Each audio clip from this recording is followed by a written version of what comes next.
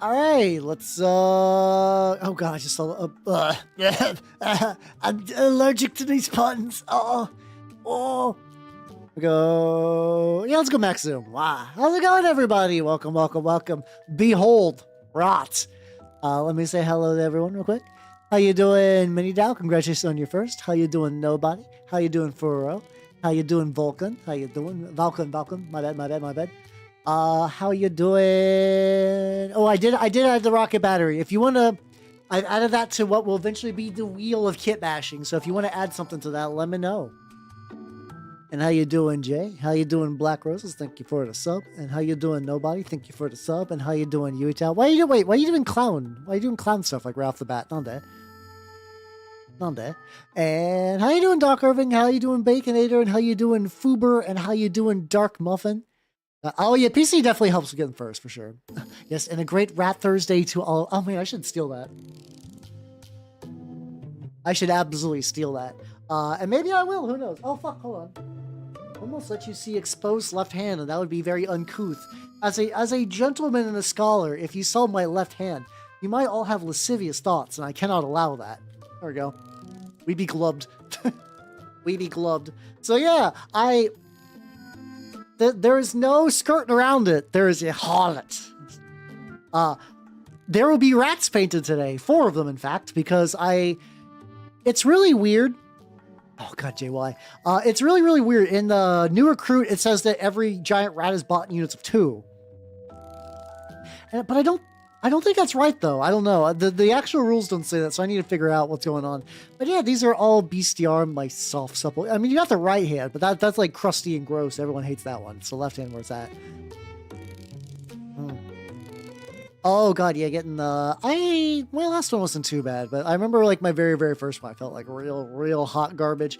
By the way, I do feel a little bit not great today. Just a little woozy. I think it'll be fine. However, if I need to get off early, I'm just letting you all know in advance. It's probably just because I'm feeling a little bleh. Hopefully not, though, because I'm on fucking vacation. Yeah. I got some days off. So how you doing, Neil? Welcome. Yes, I painted rat, and then they're like, enjoy, vlog. But yes, I got these 4 rats. These are going to be the first steps in my Mordheim warband. I got, like, some of the other lads, but they're not quite ready yet. Also a couple of other things that will be part of tonight's painting. Take it in the backward. You gotta do it for Jesus. I got all these. So, what these are, this is the first time I've used a texture roller. These are all like cobblestone little roly bits on Das Clay that I did a little bit of, Mod Podge, and then I used I just kind of use a generic primer. That's why they're kind of more satin than anything else. I printed this roller off ages ago and did nothing with it. I was like, you know what? It's Mordheim. I'm going to need a bunch of fucking cobblestone. So they'll probably be the first thing I paint today, actually. Because I do need a bunch of fucking cobblestone. And I also got this big fucker. This is gonna be my butcher knight for Trench Crusade. 28 mini. Oh yeah, sure, go for it. I think what I'm going to start with, I think I'm going to start with these, with the bases. I'm not going to do anything like real elaborate. I'm going to do like kind of like an overbrush of gray. Like not try to get it into the recesses, but if it happens, it happens. Let's go. Yeah, I got this one ages ago, and I was like, I need to use this for something. And apparently the answer was today. Today was the magical moment. Well, technically, I mean, you know, it took a while to like make it dry and whatnot. Overall, I'm pretty happy with the result. Like, I definitely need to like figure out a bit more like the structural bullshit, but otherwise, it turned out pretty legit. A lot of my mini painting is just me recreating cookies, but in non-edible formats. Eventually, I'm going to open a trendy bakery. And then I'm just going to sell cookies that are just not for eating. They're just purely decorative cookies. And people will give... It's kind of funny you mentioned that. How you doing, Troy? Yeah, but these are going to be my Mordheim rats. I got like... I can show you the rest of the war... I got like 2 other warband members. They're not ready to go. But they're like...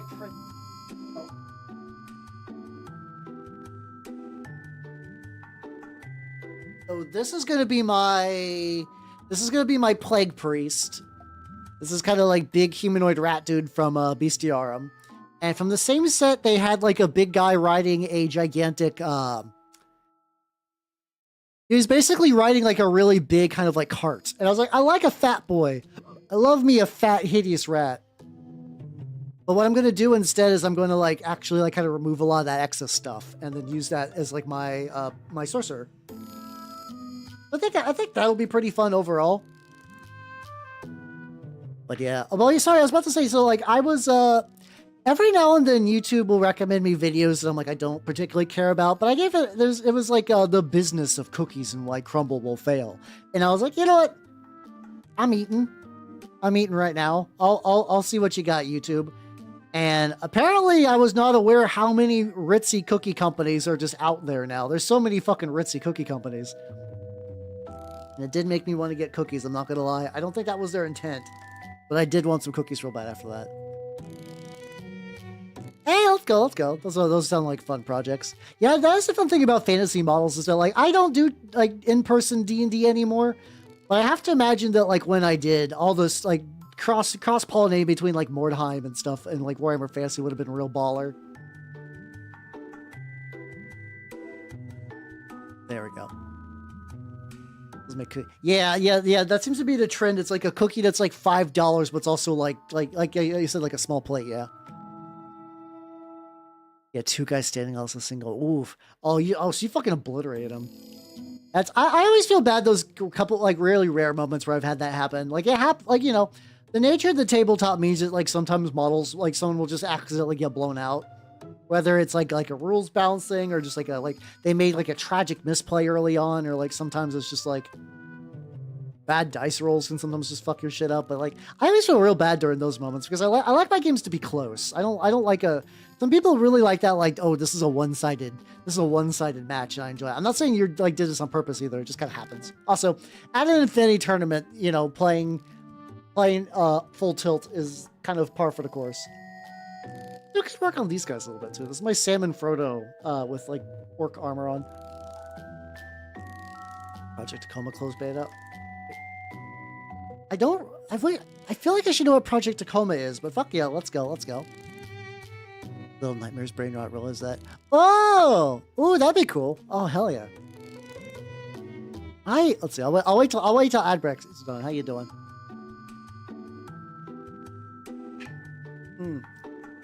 Let's see. Big stretchy. We'll also get these guys going. I'm gonna try to do kind of like a pale flesh, which is weird. I'm gonna start with like tan, half tan, and maybe like half Rakarth flesh to see how that looks. Well, so because I kind of want these rats to be like I mostly want these rats to be like empty skin. Like I want these rats to be naked as hell. How you doing, Adam? So as far as like factions I consider hard to like I own, I've done a little bit of Mechanica stuff. I don't own any sisters. I know they're generally a pain. I find Chaos Trim to be annoying, but like not in like a real like super major way. But yeah, no, for me, I think it's because if anything, I tend to lean into like really like dirty, like kind of like fucked up, gross critters. So I think doing like a nice clean paint style is always kind of harder for me too. Like I find those to be really, really difficult.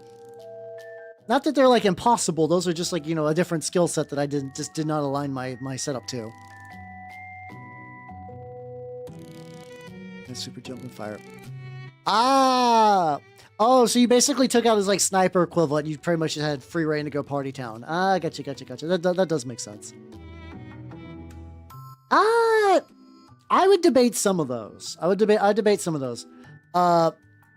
Orcs are fine. Actually, I don't think orcs, unless I'm missing something, I don't think orcs are particularly hard.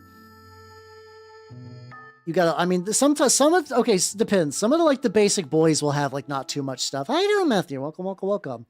I know some models will just have, like, a lot of bips and bobs.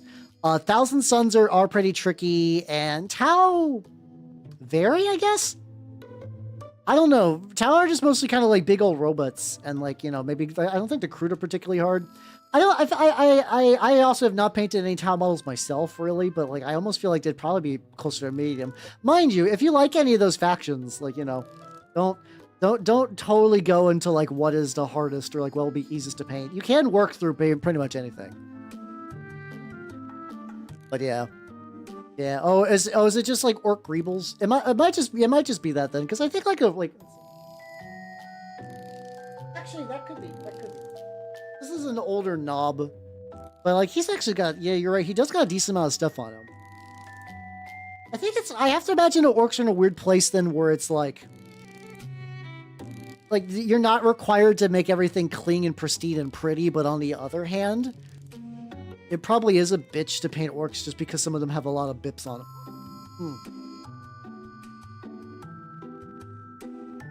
There we go. I'm gonna be just base coating skin quite a bit. Like I said, I want these guys to be naked more. I'm gonna need a lot more of this mixture though. So far, half leather, half rock art seems to be pretty legit though. I'm digging this as a base coat. Yeah. So yeah, I guess I'm willing to retract my statement that maybe it's probably orcs are a bit more difficult on like the grand scheme of things. I will say though, in general though, you know, like any amount of paint is better than no paint. So like, you know, if you're like, ooh, Thousand Suns sound cool, but I don't want to fuck them up, just do your best. No one will care. No one will care. But yeah, that's the big thing about Thousand Suns. Are just like Thousand Suns are frustrating to a certain degree because they do got a lot of trim. I still got the Rubric Marines I got though. I got a bunch of discount Rubric Marines for hella cheap.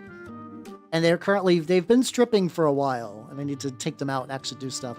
I have big aspirations for tomorrow to do like a big inventorying, deep cleaning of all my bullshit. I'm hoping that pans out, but we'll find out. We'll find out how real that dream is.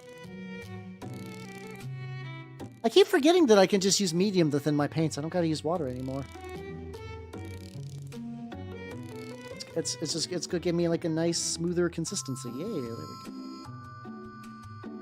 But yeah, so I will eventually suffer the Thousand Sun sickness, and we'll see how good that goes. Yeah, that's true. So I guess maybe just like infantry easy, because like, you know, because like, I don't know. Once again, all my orc models that are nearby, like this is an older boy. He's got like, you know, he's got some armor. He's got somewhat of an ass. But he does got pants. He does got metal. Like you could probably do a lot of metal on this guy. I always have big aspirations. I do. I know you're doing a bit, but I do. It's the usual. Every time I go on break, every time I get any time off, I'm like, okay. I don't know. This is like, once again, I don't know if this is one of those things that I've seen people say it's like an ADHD symptom or something like that, or like autism symptom. I don't know. I don't remember which. I would not be surprised on either, but probably more ADHD leaning if I had to pick. Where it's like trying to wait for one magical special day just to get everything done. Oh yeah, I think you got cut off by the ad. Sorry, the like. So you said like you're Little Nightmares, and you want to use the Resident Evil stuff for what game was that again? My bad. For Swill Term. Oh yeah, definitely, yeah. I think that could totally work. Terms is also a very flexible setting too. I think you can make. Oh, hold on, sorry, Residence, not Resident. Sorry, I saw a capital R in my brain with Residence. I do think for the little bit I know about Little Nightmares, I think that would work. I've only seen like a little bit, and for some reason my brain keeps thinking it's like Coraline kind of aesthetic, if that makes any sense. How you doing, Horror Living? Hold on. Nice. Oh, yo, let's go. So Sisters seem really nice. Sisters of Sigmar, I think those are one of those, like, I think it'd be fun to do as, like, a nice break from, like, my usual bullshit. How you doing, buddy? How you doing? Welcome. I'm painting, painting Tyranids and Necrons. Necrons are easily probably the most beginner-friendly army of all time, I'm gonna be real. A lot of their models can be done with, a rattle can of a metallic. And then just picking out the details. I don't think it would be like totally like I mean, it's not gonna be like that instantly done, but that would actually help quite a bit. Also, Necrons are kind of nice. Maybe they're not so much these days, but because they were a starter faction, there were people selling their models on the eBays and whatnot pretty cheap. Should do a Little Nightmares. Maybe. It's one of those games I kind of forgot about. I don't know. I need to look into it to see if it's my vibe first. From what I remember, it's mostly doing platforming where you just eat shit and die a bunch, which, as somebody who did used to play a lot of Super Meat Boy, it's not like I'm opposed to that genre, but still. I mean, that yellow is hard, but like, you know, if you show them those like little tricks where you paint a little bit of what's it called? Where you paint a little bit of like pink right there on there first. Tyranids aren't too bad. I've never had for some reason I've never clicked with Tyranids, but like there's a lot of different ways you can do them, and a lot of them aren't like too bad either. I think they also take contrast paints pretty well because it's just like a lot of ridges and skin, so the ridges will collect the shades and whatnot. So yeah, if those are probably some of the easier ones. I don't think every faction you could be like, oh, this is easy, but there'll be like a couple of exceptions because it's like, you know, an entire range. But I do think if you're like, I would like to paint an army, but I have time nor patience, Necrons will probably get you there. Necrons will probably get you there pretty good. Most wishlisted model, Erebus. He's always out of stock. Now, I don't know. I'm right now at this red hot moment. I'm actually like pretty good. There's like a couple of like models that I'm sure given enough time. Like I'm sure there's some if I like was like I would maybe like a actual like legitimate Asterian Moloch model from way back when. Like just like as like a fun collector's item thing, but like I don't need him. If I was to never get that Asterian Moloch, my life would not change. Oh, oil washes for Tyranids would be pretty baller. Yeah, fair point. But actually, you know, I mean, the thing about Mordheim is so my Skaven Warband is gonna have like 1, 2, 3, 4, 5, 6, 7, 8, 9, 11 to 13 models in it. And this is kind of like more of a spammier army. Like, you know, these Pestilens are slightly more elite, I believe, than regular Skaven. Mostly just because you're probably like not doing as much sling bullshit, I think. Possibly not though. I saw the fact that there was Pestilens Skaven and my body was like, I need this. I need this, please. Oh yeah, so I haven't put on my Booty Jams playlist for a while. And there's a lot of Northern boys in it. There's a lot of Northern boys in it, so I have not listened to this playlist in a hot minute. I was like, you know what? It's time for a little change. They do be the lads. I think I have at least 3 or 4 of their songs in here. Nothing super crazy though. Nothing super crazy. How you doing, Zetai? Welcome. How you doing? I'm really painting rats. I'm really painting rats. And so, honestly, this mixing a little bit of tan into a little bit of like drab in particular into the equivalent of Rakarth flesh shade. Real nice. And then I can highlight with the Rakarth, and I also got a bit of pallid witch flesh for some highlights bullshits. The rattening will be real. And I got some of the other lads to work on stuff. This is nice. I got a big old itinerary of things I want to get done during my extra long weekend. But even if I do nothing but sleep the entire time, I think this is pretty good. It is a rat. I'm painting 4 rats on stream. I know, I mean, the big mech was part Vermin Lord, so you can't say entirely that I haven't painted rats in a while. But like in terms of like, what is this? This is just a giant rat. This isn't even necessarily a Skaven. It is for the Skaven faction for Mordheim, but it is just a giant rat. I am painting just a giant rat. How you doing, Nintendo? I am painting just a giant rat. Just a big chunky fucker. There we go. Yeah, just a fucking rat.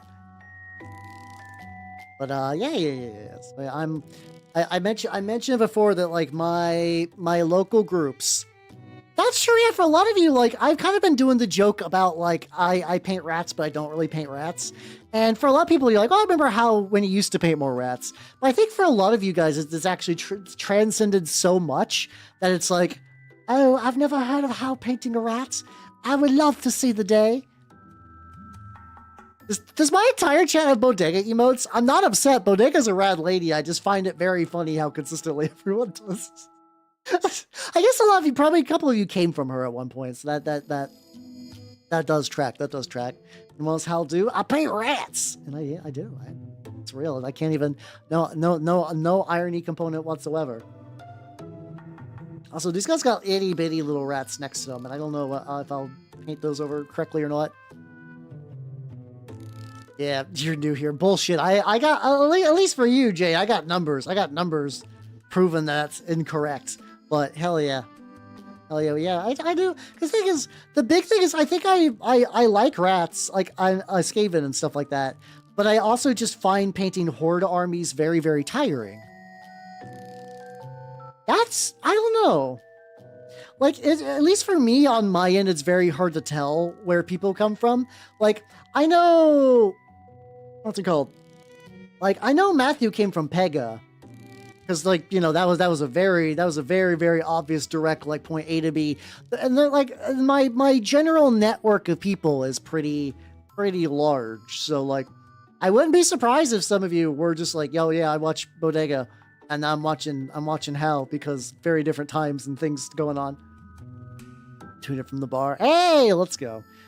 Show me to random bar patrons. I'm sure that will not backfire. You're like, Hell, everybody, bar, look, it's Hell. And then I'm just like,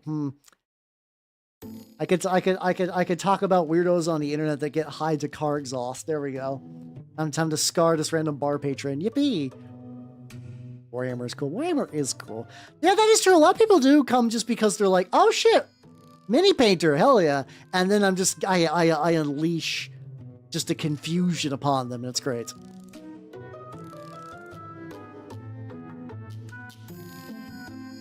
Yeah. I still find it funny that, like, I do this as like a party trick now, where I'm just like, hey, do you remember Dragonheart? And they'll be like, oh my god, I love Dragonheart. It had Sean Connery, and it was a dragon, and wow. And I'm like, there's 5 of them, and they're like, what the fuck? It's so good. Like anytime anyone mentions Dragonheart, pull up that fact. It'll blow their fucking mind. Chat hurt itself in confusion. Exactly. Yippee. No, if you guys hurt yourselves in confusion, like for being confused, I do that so much. How you doing, Kill? And how you doing, ours? I am working on rats, but they're drying a little bit. So like, this is one of those days I'm going to like fluctuate between a couple different projects. The rats are the main one, mind you. But I also really want to get this Butcher Knight done, because he's a very good lad. This guy's mostly vanilla. I did upscale him though. I did upscale him quite a bit. Also,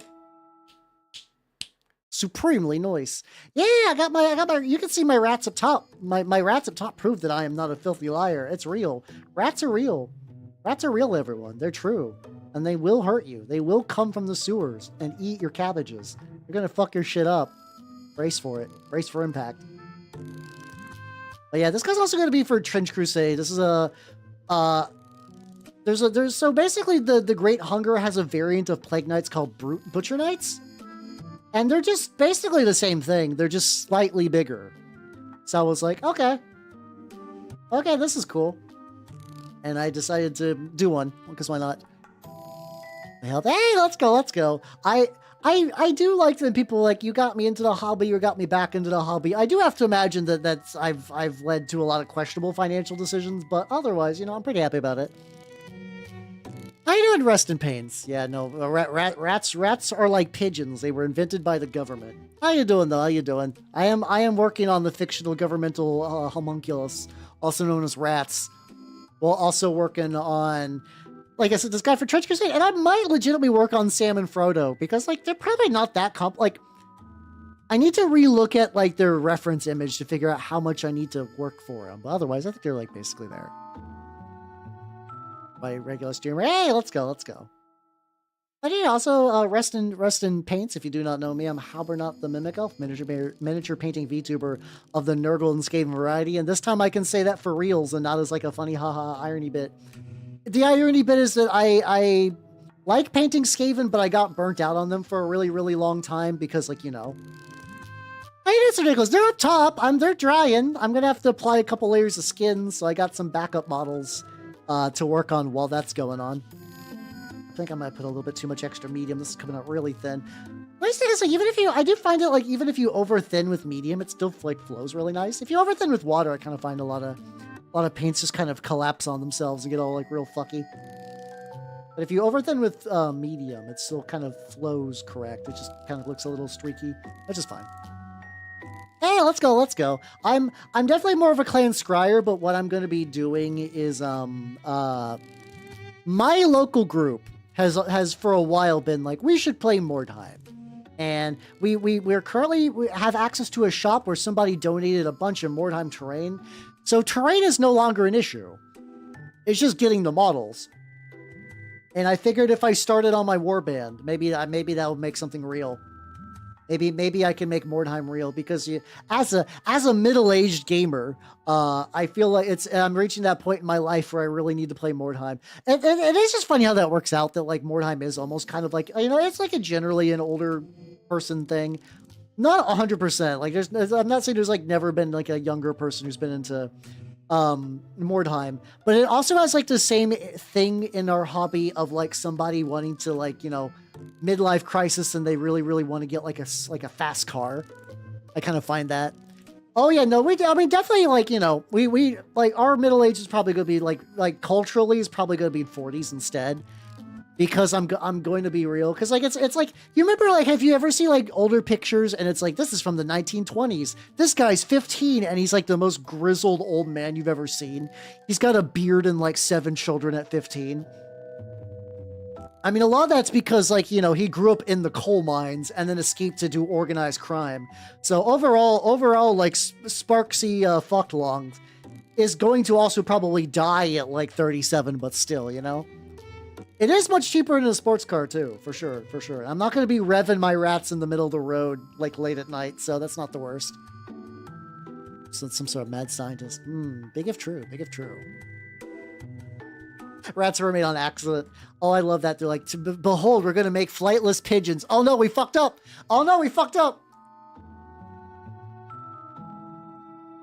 Revving your rat. Revving your rat. The fun hip new way to say cranking your hog. I'm in public. Cranking my rat. Revving my rat. Sorry, I'm taking my joke metaphors and I mix them together.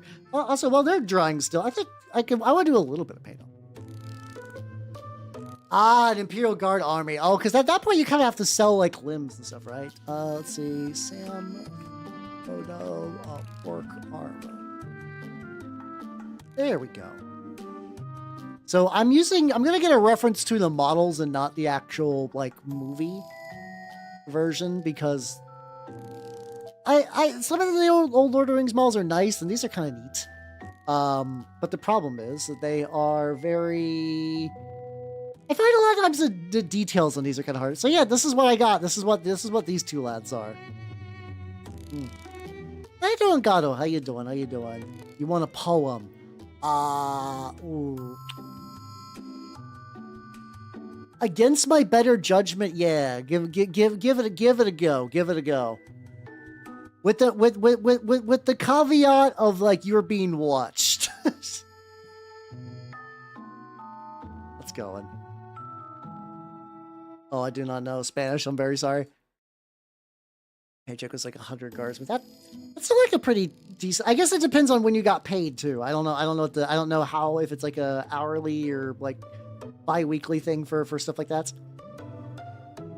I'm just saying. Listen, I've been on the internet for a while. I'm wary of surprise questions that I do not know like an easy answer to. You do have to understand from my perspective. Do you want a poem out of the blue? Could be anything. It could be like, you're the sweetest streamer I've ever seen, or it just could be like the Epic of Gilgamesh about sucking toes. Like it's a very open-ended question. So you must understand my trepidation. Yeah, I don't know what the guild work to Boxa Minis conversion is for me. Name. You mean name? Nanda.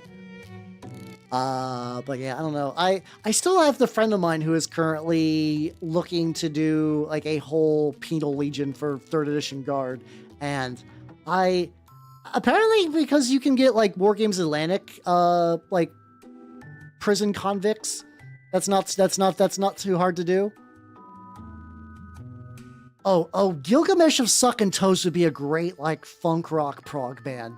Like it would definitely need to be like some sort of prog rock band for sure. Like it's like the Mars Volta but with like a lot more saxophone. Actually, it's been a while since I've listened to Mars Volta. Is there like a dedicated sax player in the Mars Volta? Or an SCP? Which, hey, if you want to recommend an SCP, I will. I'm still planning on doing bad SCP reading. Probably at the very end of the month.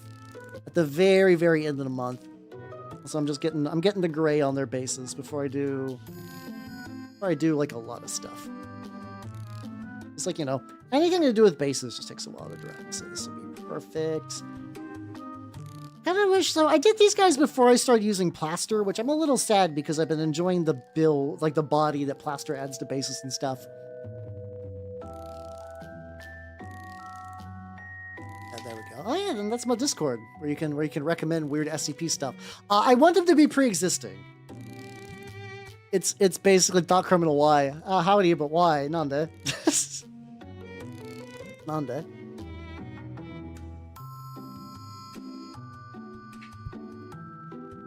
Oh god. Well, I basically so like here's my premise for this theoretical future thing. The theoretical future thing. So I know nothing about SCPs. I know nothing. That would work probably. I know nothing about SCPs, and what I'm thinking about doing is like, you know, I enjoy bad fan fiction. I enjoy bad fan fiction where it's like not. I want fan fiction that's like not meant to be bad, but the person writing it doesn't know any better, and they just create awful art. And that's the kind of shit I really like. So my plan is I think it'd be fun to do that for SCPs because I bet that's a pretty solid well to go down. I probably got some pretty decent options for like how deep into the abyss I would like to get for that. And the reason I have to specify on purpose because I'm sure someone's done like all the Five Nights at Freddy's characters as SCPs. Well, maybe if they're not peer reviewed, I'm sure there's got to be like an unofficial wiki or like, do SCPs ever get removed?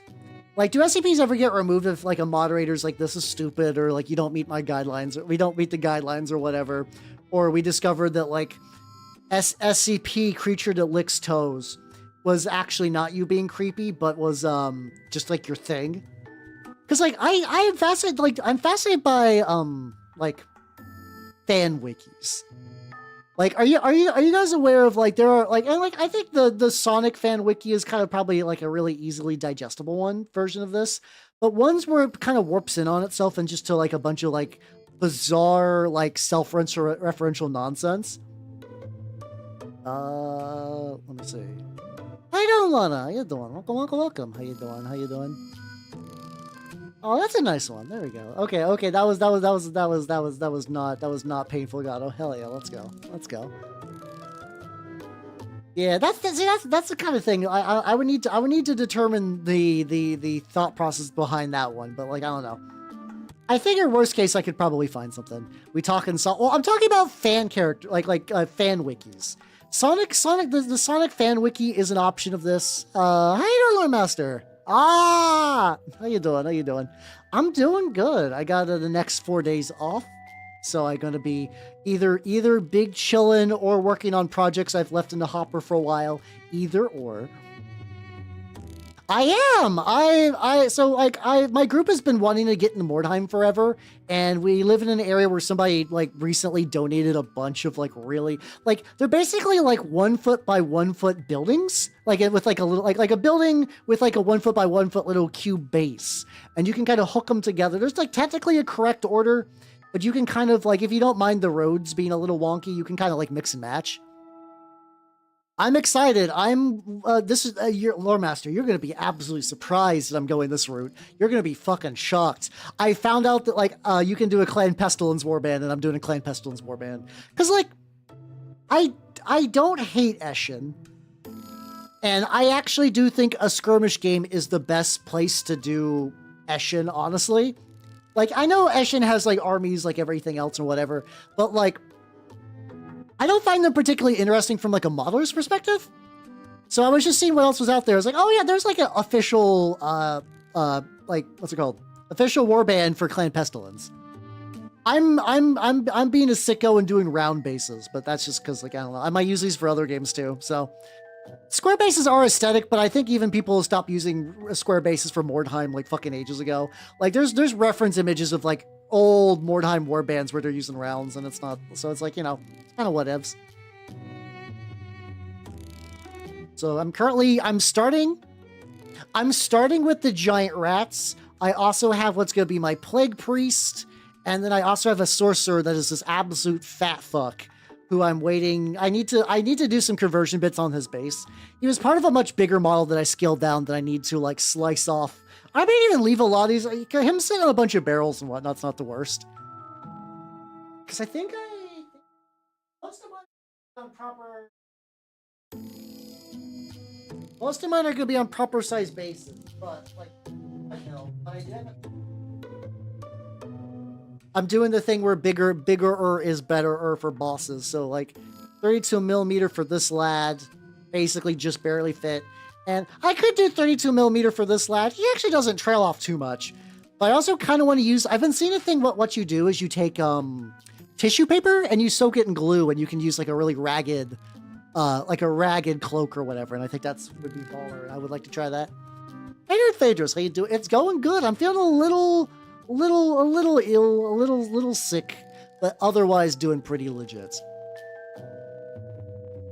Streak that big. Oh damn, let's go. Yeah, oh yeah. How's you doing, Mikey? How you doing? Yeah, Steve has been around for ages, but like one of the longest lasting halberds. Hell yeah. But yeah. Imperial Guard maybe square based. The thing is, like, I actually do like I'm somebody that like technically someday would like to finish up my old world army for Lore Master. That's also going to not surprise you that like so originally I had Warriors to Chaos that I got a little bit used, and I was going to convert them into Slaves to Darkness for Age of Sigmar, and I was like, well, I don't really need another Age of Sigmar army. I started to convert them back, and I've just been really lazy about doing that. And it's all good, Lore Master, and thank you for the bits, and thank you for stopping by, and have yourself a good night, yo. Hell yeah. Recovered from 2 days. Yeah, I bet that like weird thing where it's like I don't know if I'm sick or if I've got like very minor food poisoning. Like, you know that thing where it's like, well, I feel fine, but I got tummy hurt. But like did I eat anything out of the ordinary? And the answer is a little bit yes. Just mostly just had some like. So I was talking about that, like, I was really craving cookies after I ended up watching that, like, business video about Crumble. I didn't want to get, like, anything expensive, though, so I just kind of went and picked up some stuff at Target. And like, because I need to get some, like, gloves anyway. So I gotta get some just, like, you know, just, like, bake-at-home cookies. Like, not the greatest, but, like, you know, they'll be warm. And I got these, like, pumpkin spice ones. So maybe the poison is in there. I don't know. I mean, in terms of VTuber tummy trouble, mine is very minor. I don't get it too often. There are certain VTubers that are cursed with perpetual tummy hordes. Oh yeah, no. Oh, so the Sonic fan wiki is very fun. Like if you ever, oh god, yeah, that was rough today at the guild for sure. But like, if ever one of, I think I was getting distracted. But I was trying to imply by this, but we'll go back into the depths now. Back into the abyss. So a lot of fan character wikis will get like really intricate referential lore and stuff. And like for Sonic, you're like, haha, it's Sonic. And you're like, yeah, the Sonic fan character wiki is going to be exactly what you expect. But like, it's not a uniquely Sonic thing. You get to weird shit where it's like Winnie the Pooh has like a weird like multi-universal fan character wiki.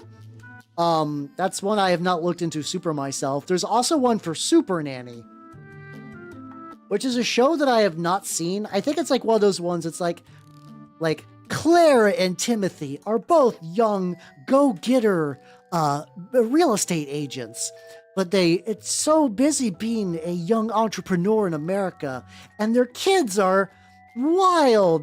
And then it's like Samantha, but spelled with like extra Y's and A's for no reason. And like Samantha and Timothy keep getting all over, like keep wrecking all the stuff and causing house fires. The reality TV show, the one where they talk about, like, they bring in a nanny, like a British nanny, and she uses like super British, like sit in the corner technique to teach children. But the thing is, the fan character wiki people, ended up going like so much farther where, like, because a lot of these are like weird kids online making stuff, they'll make like, this is a family. They got like 32 children and they're all like murder arsonists. And the nanny comes in, hits them with a garden hose. And that's their evil nanny technique, beat you with a garden hose. And it's like, it kind of like gets into that weird shit.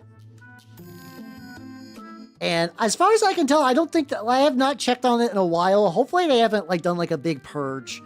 But yeah, no, people that like, they went nuts. And like, there's like anime superpower kitsune nannies and stuff like that. It's basically kind of like you would take like a DeviantArt community like back in kind of the day and like isolate it and let it fester for years. I find those fascinating. Normal Hollywood writing, sure. Yes. No, if it was actually about that. I keep forgetting I leave the horseshoe crab milking stuff. So let's see. Hold on. I want to see. Let me see. Super Nanny fan and wiki.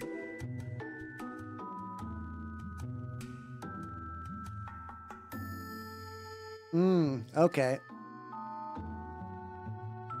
Oh, okay. Okay, so oh, Jesus Christ. Okay, so I forgot. So there's a section called selfish nannies on there. Okay. Oh God. Okay. Hold on. Pause the music. I like the music. I am going to do a paragraph. Surprise, motherfucker. It's fanfiction time. It's fanfiction time. You weren't expecting it now, but it's here. And just to like really emphasize that this is on the wiki, I'm going to be grabbing this right now and I'm going to be reading this verbatim. Are you ready? Good? No? Too bad. All right. So this is called the Aquarium of Woe. Oh, these are just going to be regular Clan Pestilence, giant rats. Here we go. Mouthful of vodka. Oh, you'll need more, don't worry.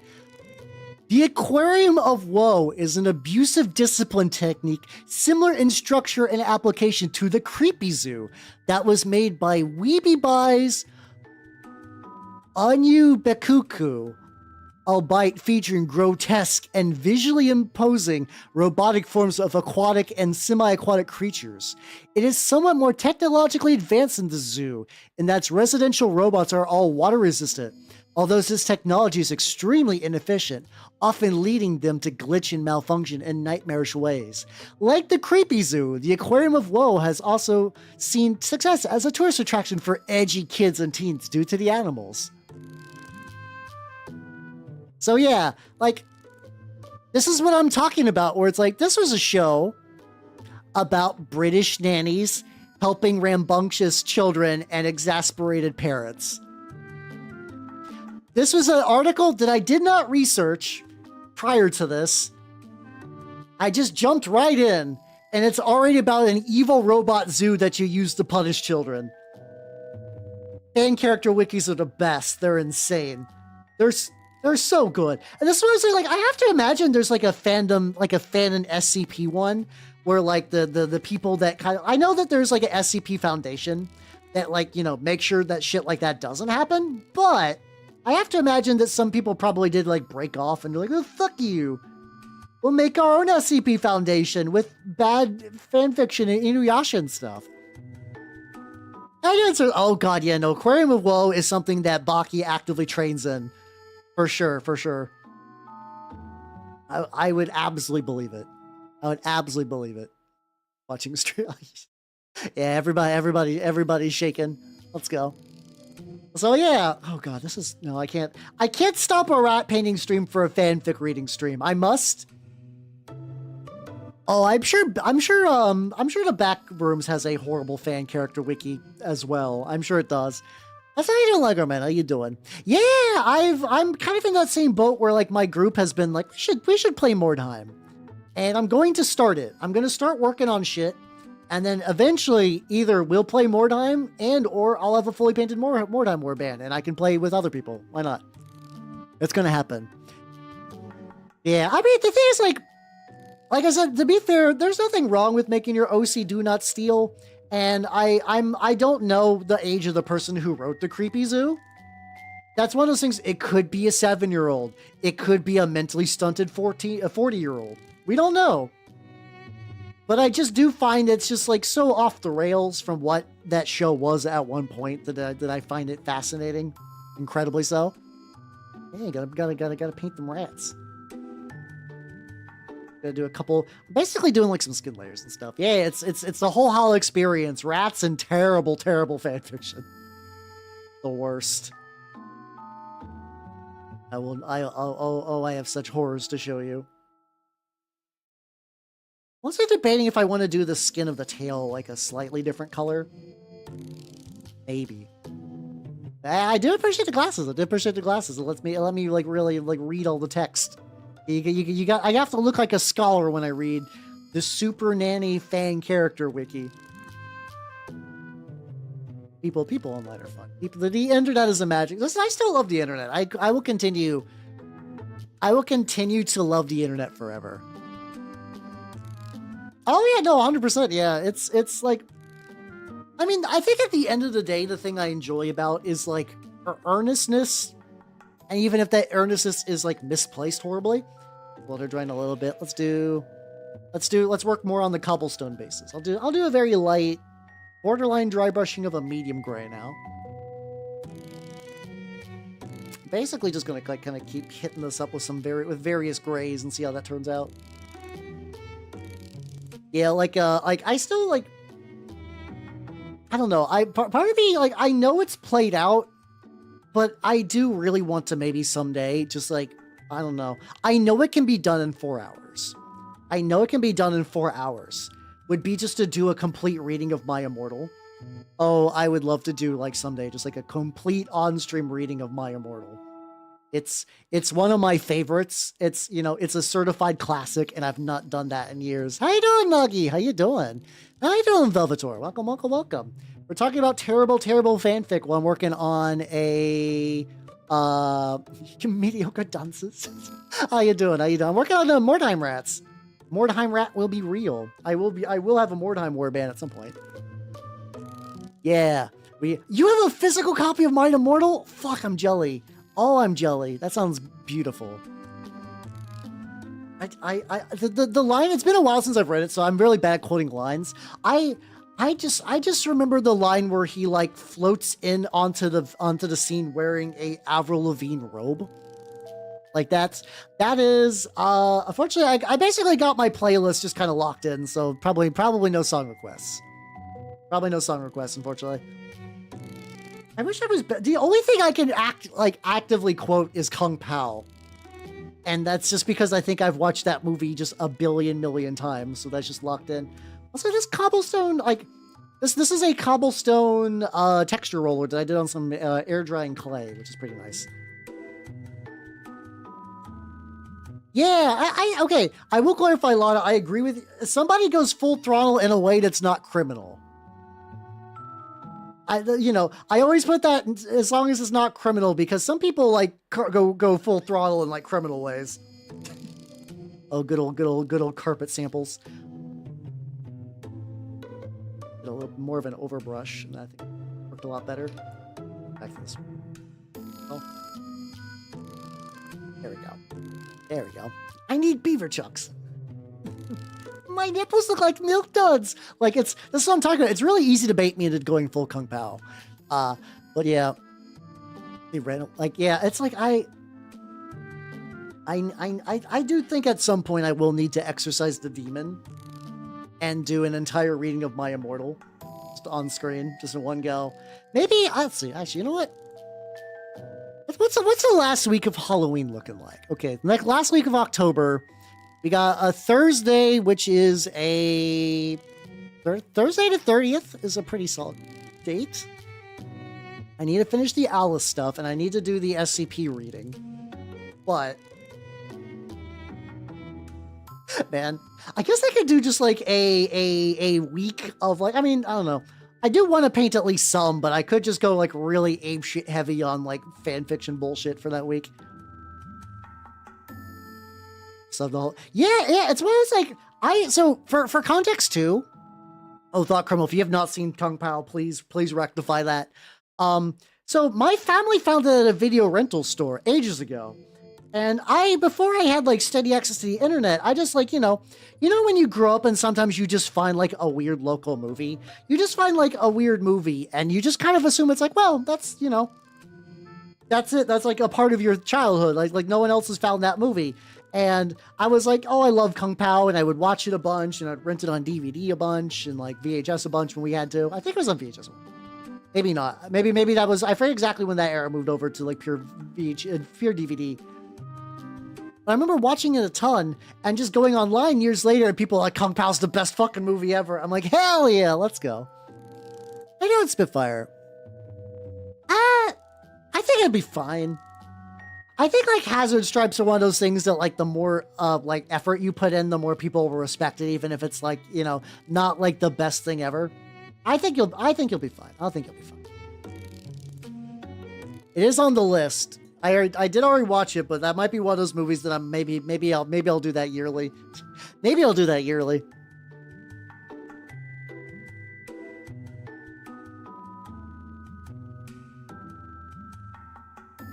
Oh, I can see if like my parents were like weirdly entirely chill with me watching pretty much whatever. And I don't know why exactly, but probably they assumed that if they just let me watch South Park, I wouldn't complain. Kung Pao Christmas. I mean, that's not a bad idea. Not a bad idea.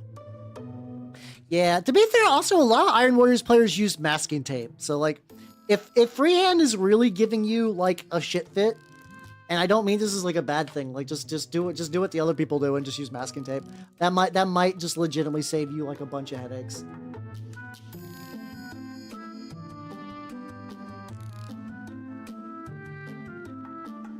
Oh yeah, also I forgot this guy. He's not ready yet, but for the Gregory Gula, the one thing from the Great Hunger, the big flappy boy. I printed out this motherfucker. Do I need to do a little bit more sanding and whatnot, and then do some kit bashing? But he's gonna be like my big flying guy. I'm gonna give him like I got this like little. There we go. Got this like little sucker horrible mouth tail that I want to put there, just because I had this as like printed before this guy. I was like, oh, this would be perfect, and then put like a bunch of stuff on there. This is from Claymore Miniatures, I believe. They did like it was weird. So I don't know what's up with Claymore, like, and this is not a bad thing, but every now and then, for some reason, they will just give me a free month on my mini factory, and I don't know what I did to deserve it, but I just get those every now and then. And they did like a whole Fantasy Africa set, and there's a lot of cool shit in there, and I think that's from one of those.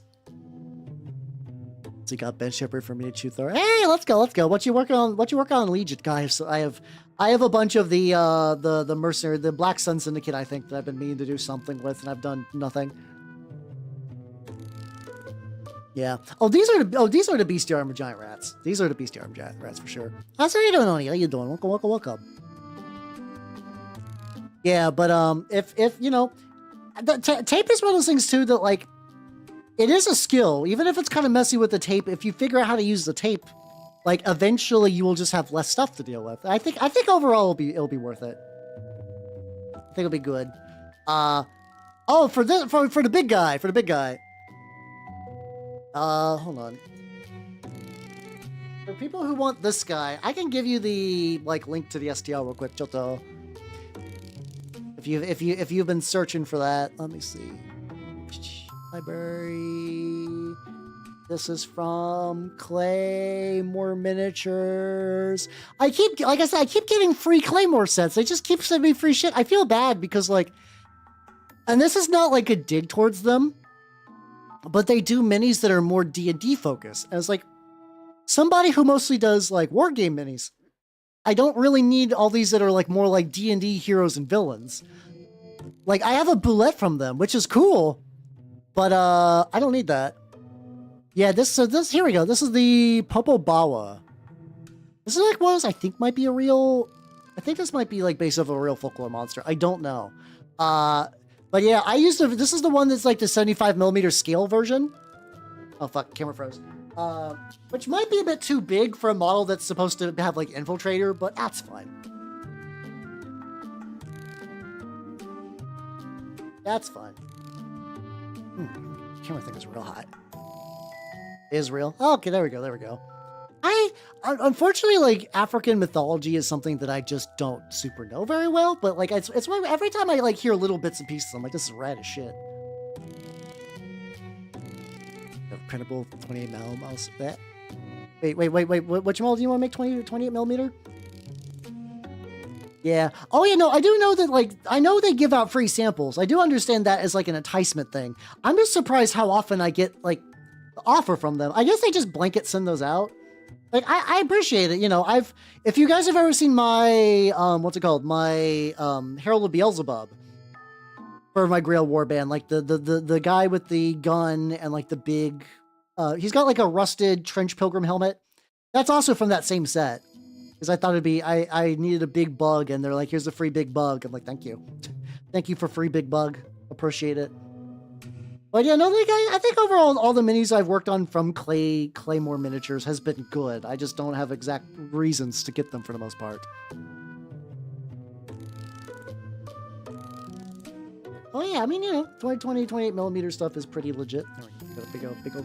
I think these guys are actually going to be really bitching for dry brushing. I think they just got like naturally good dry brush shapes, so I'm just trying to set up some base colors, and I think I'm going to hit them both with a Pallid Witch Flesh dry brush. And that, in theory, should do a lot of work. Ah, okay, so you're just doing like Clone Legion stuff. This is cool. Drops on there. There we go. Also, I looked at getting the I was a little weak, everybody. I was a little weak. I did make a little cheeky mini purchase as well. So like very, very small. If you remember, like we were talking about getting another like getting a quad, the Arachne missile battery thing. I know. I think Kyo got one as well for like $20. I was like, you know what?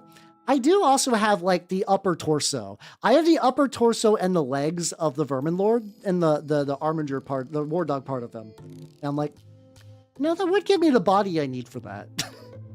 So there might be more Rat Mech, like Rat Mech Model 2 in the future-ish. Incubus. Oh, okay. That's really cool, actually. Hell yeah.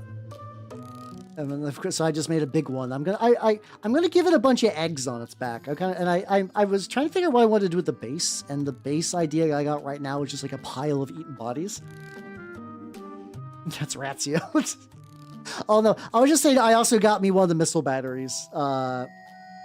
So, and I'm also probably gonna make mine into a mech as well, because like I have an extra mech for that. Oh, so yeah, so like all my Legion stuff is like Shadow Collective, and then like the original starter set. The original starter set sucks. It really does. Not that it was like a bad content wise. You know, you get Luke, you get Vader, you get Stormtroopers. I mean, and you get like Republic guys. Yeah, that tracks. They just got that like really shitty rubbery like intro plastic that I hate, and they're kind of a pain. And then I got the Shadow Collective because I thought at one point Legion was going to be more of a thing in my life.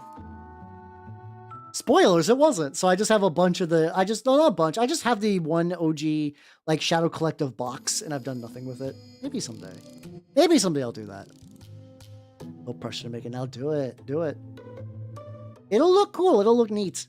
What I'm going to be doing is at the middle of mine, I want to put the Vermin Lord like head and torso. So it's just going to be like rat meat fused to there, and then I guess I got to figure out how to make the War Dog legs work. But that's, you know, I feel like I can make that work. I feel like I can. Look at these beautiful tails. is beautiful. This also might be... This is one of those paint jobs that I was like, this might take me a while. And I don't know. So maybe... I guess worst case, if I really, really wanted to, I could also like prime some of the extra. I could prime no, I don't know. It's tricky. So like this guy by himself is pretty good. I kind of want to do some like texturing on the cloth. Like I feel like this guy used a little bit of I used a little bit of like Mr. Dissolve putty to give it like a little bit of like kind of like texture to the cloth. I kind of want to do something similar. Yeah. Yeah, the like, and I think like the Shadow Collective minis were nice, to be fair, too. Those were nice minis. Like I have like really no complaints about them. I just started to paint a couple on stream, and I think at the moment I just wasn't feeling them. At the very least, I want to go back and paint like there's like the aliens that are kind of buggy, kind of bug-ish, that I think would be fun to do, just because like I don't know, they're just kind of they got a good shape.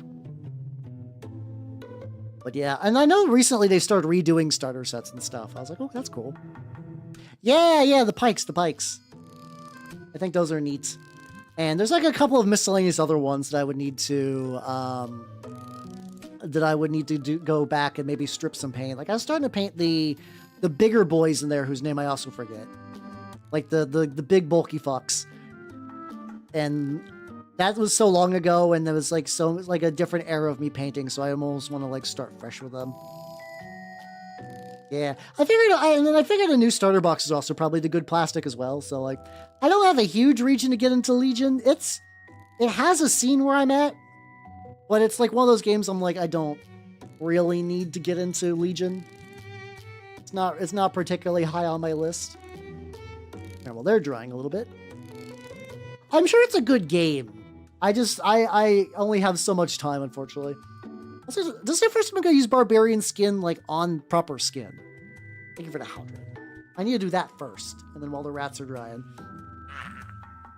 There we go. I also made myself bigger today. I don't know. I made myself bigger on the side of screen because I was like, when I scoop myself over, it's, there's, like, empty space that could be utilized.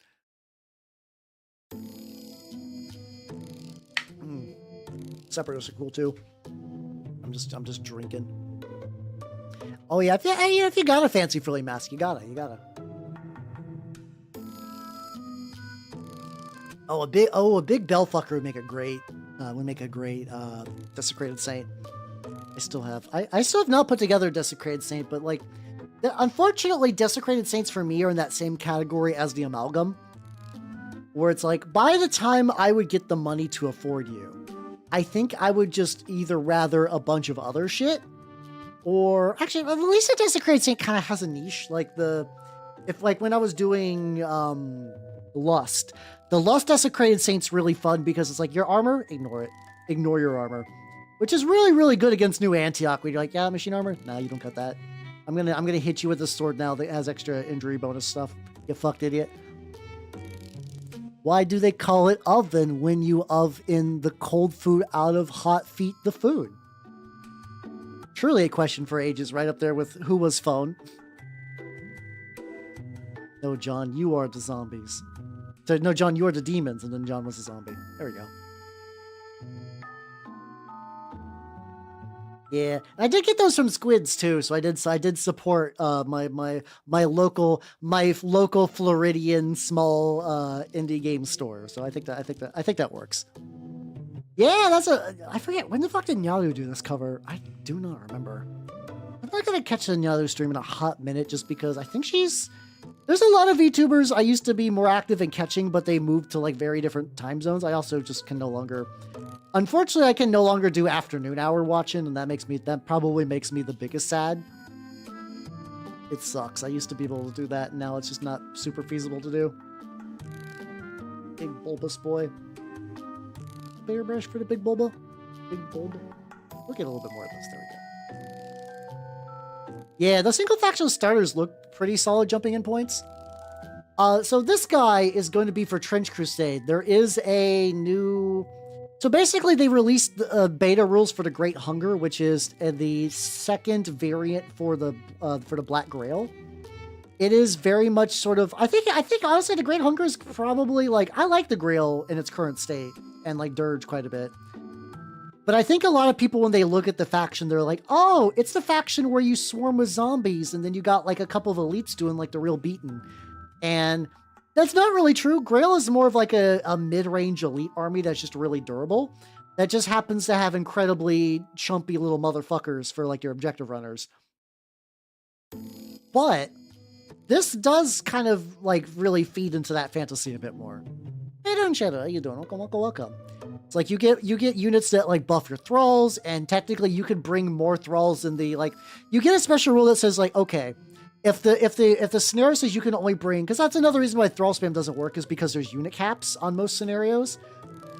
They got rules that say like, okay, you can bring a special group of thralls that will break the unit cap, but they have to be paid for with glory, which makes it like way easier to like.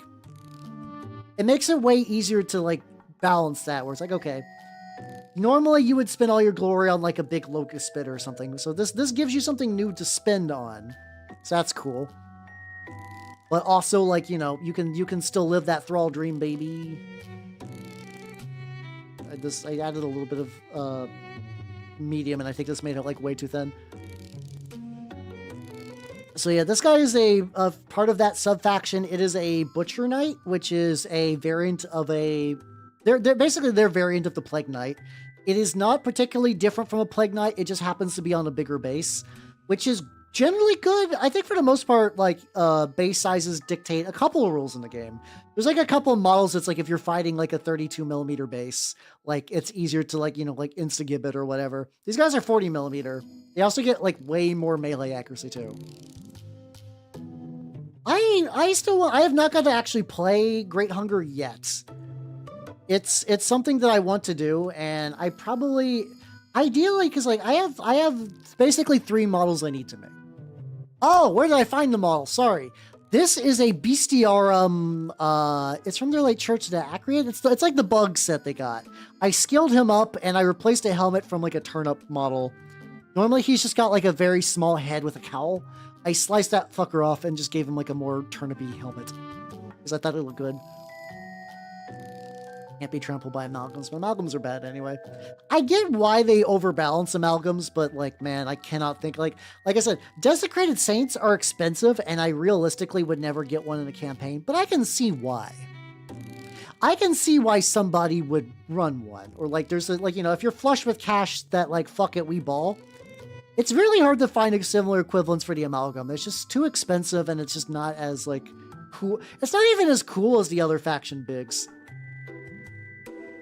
You're like, ooh, cool, it can attack with 5 weapons, till you realize it's like, yeah, but it's bad. It's bad at it's bad with all those weapons. Sure, you'll get plenty of attacks, but you'll probably miss. Especially if they got any debuff on them, you're definitely gonna miss. Yeah, I think people are inherently like scared of it, and they're like, people will be like, oh shit, you can give it a machine gun now, but it's like, I'm not giving a machine gun to that guy. I'm giving a machine gun to my Knight of the Rotten Cross. Not Rotten. It's the one that lets you borrow stuff from Plague Knights. Like, Plague Knights can borrow guns from other factions. You give a Plague Knight one because you can give it a compound ice helmet, and then you could actually like see and shoot people and stuff like that. Oh yeah, no, they do be thick of rules, because they got like one for each of the. Yeah, it's funny because like it is funny because like, yeah, it's just a profile that varies depending on which which court sub-faction you play. But also, yeah, that is sort of like a weird benefit that like you might choose your army based on what kit it gives your Desecrated Saint. I wouldn't, but like you could. You easily could.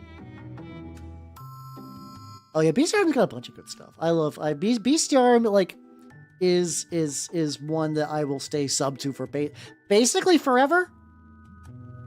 Oh yeah, no. Okay, if you guys want to know the dumbest machine gun tech you can do in Grail, here's what you do. This is going to be like 200 ducats worth of bullshit. I have not got to try this in person yet, but I want to. I really, really want to. Step 1, you play the Dirge. The Dirge army rules do not matter. What you really want is you want a Plague Knight that gets your leader, which has tough and an inherent +1 to range. Then you give it the compound ice helmet to give it an additional +1 to range, so you're +2 to range. You use the variant that lets you buy a machine gun, and then you give it 2 Grail devotees. So you will get 3 shots for a model that's strong, so it can move with that. And every shot will be +2 damage. If you're really afraid of your opponent, like murking him, you can use a grill thrall and give him a shield and stand next to him. You can easily, very, very cheaply load up a defensive model for him. And then you can have, and then, you know, like I said, it is like 200 some points, but that's like doable. 200 some points is doable, especially like I give mine like heavy armor and stuff too, because I don't want it to die. You can do horrible things. New Antioch guys are basically like only -1 for your armor rolls with the setup. You can shred through like anything that does not have good armor is basically just becomes paste. But I've not got to try it myself yet, just because like I said, there's another guy at my shop who really also likes Grail. And once he started playing Grail, I kind of like ceded Grail to him, where it's like, you know, multiple people can play the same faction, but if like that was going to be like the faction he wanted to put a lot of time into, I got other factions I can do. I just kind of started leaning into those other boys a bit more. I mean, so that's the word I wanted to say. Water Liquid Praetor, yeah, it's except you can do it at range, and you get, and like the nice thing is getting +2 to damage against at like 36 inches range, something like that.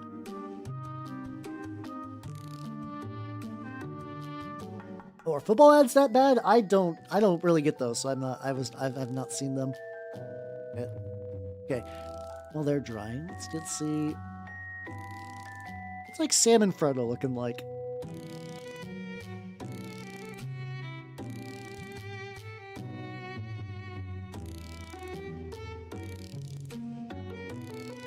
So small. Like I'm at the point that like I might just even just like, you know, they got like chainmail, which is it's all like dark metal because orcs are just kind of monochromatic. Like I guess maybe what I'll do is I'll do dark metal for like the helmet, and then like the little metal chunkies. So yeah, no, it is funny that I did accidentally kind of flip and reverse my way just to being like a good guy player. It is a very silly set of circumstances that led me down that path.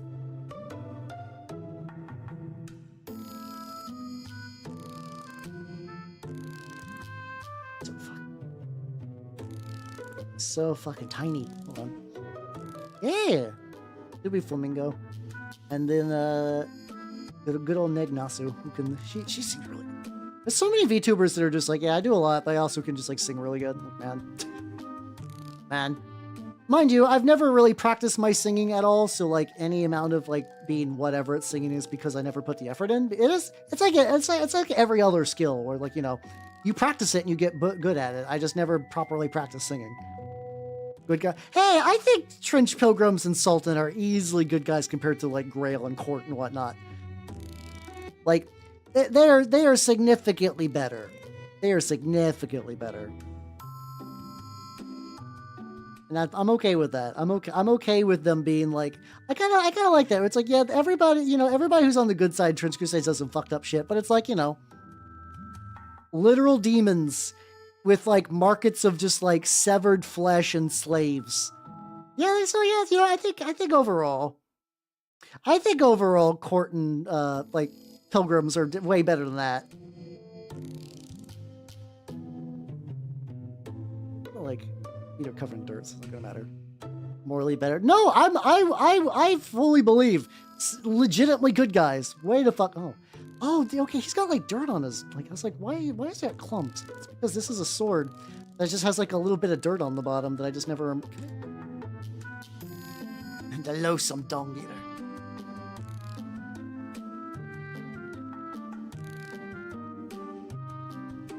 Make some clippers. And some clippers. I'm going to try to remove like this little end bit. Use my better clippers. I use my shitty clippers.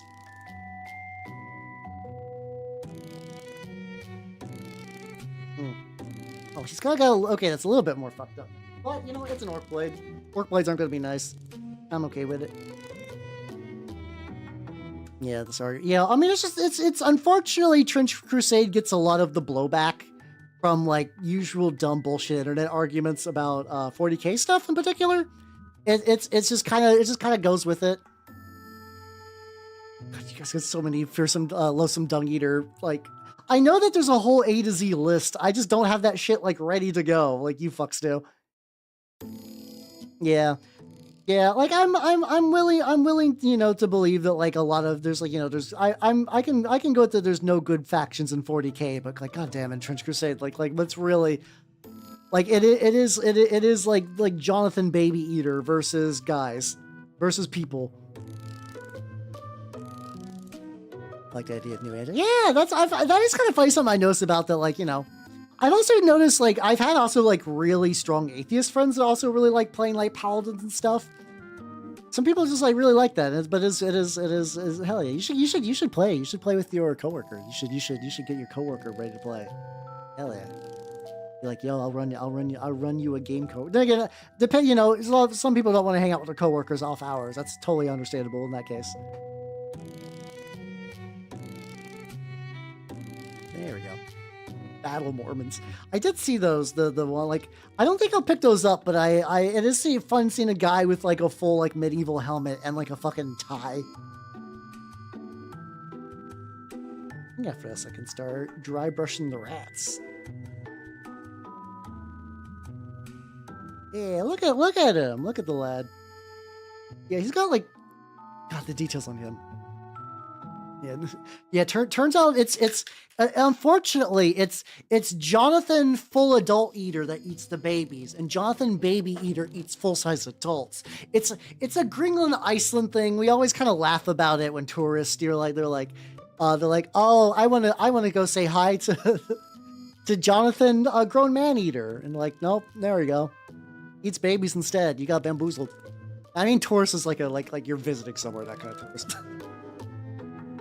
If I'm at the point that if I see tourist in a online discussion about anything I enjoy, I'm gonna have a fucking conniption fit.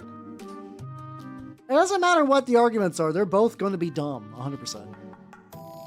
Oh yeah, I mean, if you're at the bar, you could, you know, don't like drain your phone to death, you know. Several people are talking.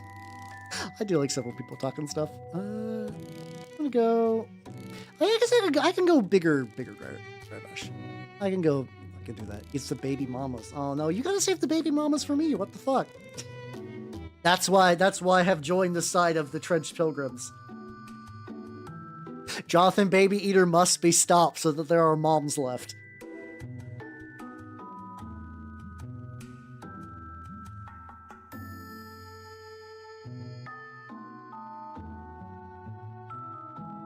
See what dry brushing with this color. I'm doing a pallid witch flesh dry brush just to see how that looks. Been looking pretty good so far. Guys, this guy's got like a very good collection of folds. Yes. Now this is what I wanted. Yes, this is what I wanted with that tail, baby. Let's fucking go. I think it'll still be wet. I might eventually use a smaller dry brush. Get some like brown on him. What the fuck? I don't know what's going on there. I mean, I can touch that up later. I would not be surprised if I accidentally fumbled like a mini grab. Got some gunk in there. Actually, speaking of gunk, let me just like. Let me just get like a little bit in there. And then I'll go back and touch that up in a bit. See, get one more drink. Yeah, just get a double. Yeah, you know what to do. You know what to do. Don't push your data and or your liver too hard. A little bit. Okay, I'm definitely gonna eventually need a small dry brush. I also want to go and like, you know, I gotta get the interior of the mouth. I gotta get the teeth. I think overall I'm pretty happy the way he's looking so far. Yippee! Let's go. Yeah, because like it's really weird because like I think the big theme I'm really excited about this Skaven project is a lack of fur. I want all these rats to be like diseased. I want everybody to be like a weird naked mole rat thing. But like not the fun kind of naked mole rat that you're like, oh, that's just a little guy. I want these to be like, oh no. This thing has every plague at once. It is 50% plague by body weight. This is bad. I gotta get out of here. I do not wish to catch the tuberculosis. I do not wish that. I'm gonna be really careful to stage those, because if I get too thick with the dry brush, it'll look kind of jank. Go for this. I'm actually gonna have to like really start using this like new mixture between like the drab and the Rackar flesh, because this looks really really nice for a base. Yeah, this is not a real naked robot. He's definitely got some fur. Like there's like little bits near like the cheeks and whatnot. So there's gonna be like at least a tiny bit. There'll be a little bit of bullshit, not too much. Sure, listen to Tavardar. Hell yeah. I mean, it's probably, it's hot down there in the volcano, and if you don't care about your own safety, fuck it. Fun's out, guns out. Chaos dwarves, baby. Oh, that's fun though. That's fun. How are those minis treating you overall? I still unfortunately just don't think I have the time or energy to also do Chaos Dwarves in any real capacity, but they do seem neat. And yay! There we go. You're all mixed up. Hey. Forgot that this song has a really long pause at the end.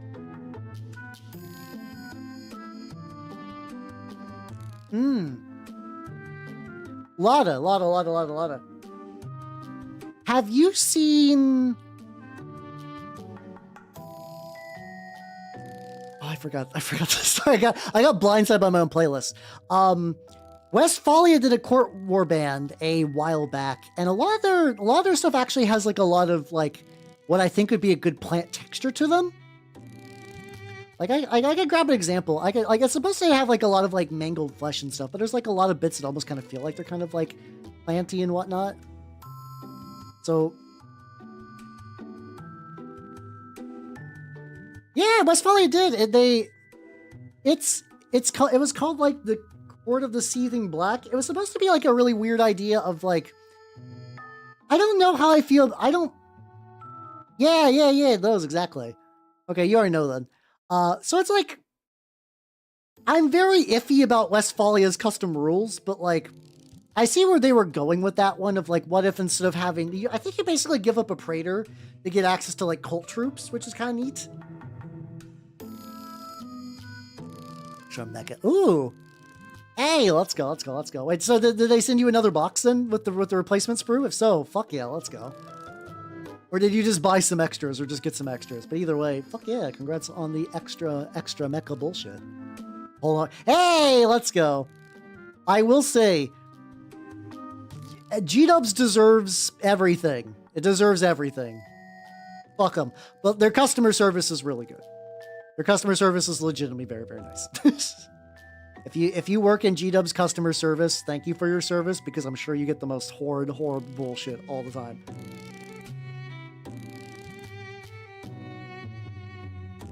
I have to imagine it does seem almost like they're like it's annoying, because like if they sell out, they're like, Games Workshop never makes enough stock, and if they like make extras, they're like, oh, this kit flopped. They still have ones you can buy.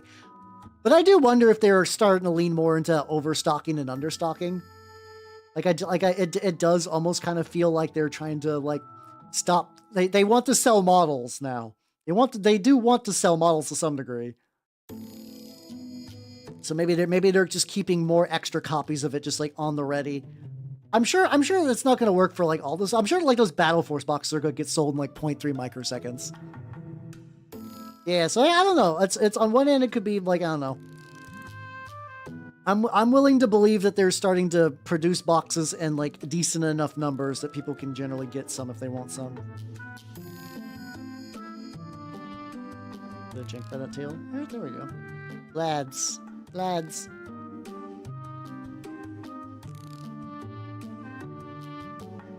I feel like Sloth is good for plants because plants kind of got that like inherent like slowness to them. I like how I said that and immediately started lagging. What the fuck? My CPU going so high. Not bad. And... oh, where's Notion tickets? Hold on. There we go. I don't need to have my, like, to-do list up while I'm working on shit.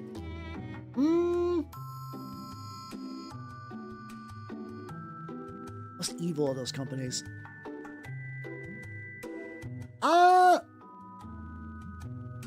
The fact that you didn't put Wizards of the Coast on there is troubling. But let me see. Vallejo is Vallejo is bad, but I don't think they're doing anything. Like, this is gonna sound bad. I don't think they're doing anything particularly wild. Like, they're doing like fucking like union fuckery, which is not great. Also, I'm also one of those people that it's like, I'm gonna be honest. All of the shit that all these companies are doing are like real small fry problems.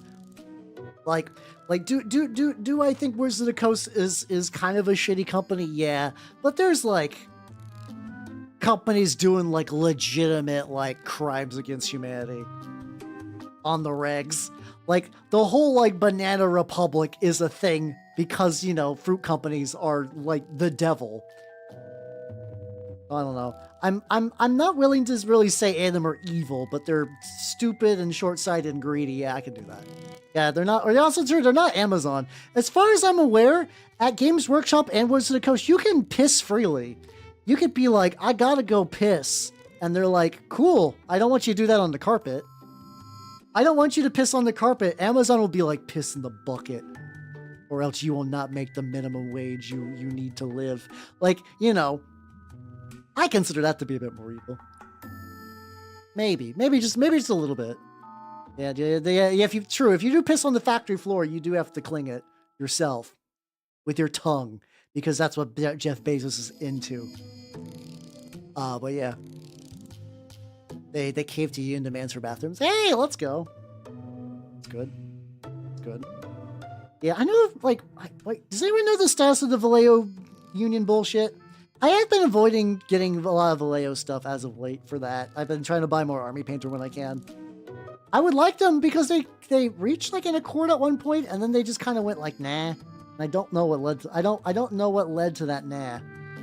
I would like for them to come back because they do generally have really good paints. Piss in the communal Amazon bucket so that ways we can sell it. As is the Amazonian way. We're just getting some metal on this guy. Overall, this is not gonna be like the most complex model, which is nice. It's nice big chunky metal freak, because that's what I like. Like me a big chunky metal freak.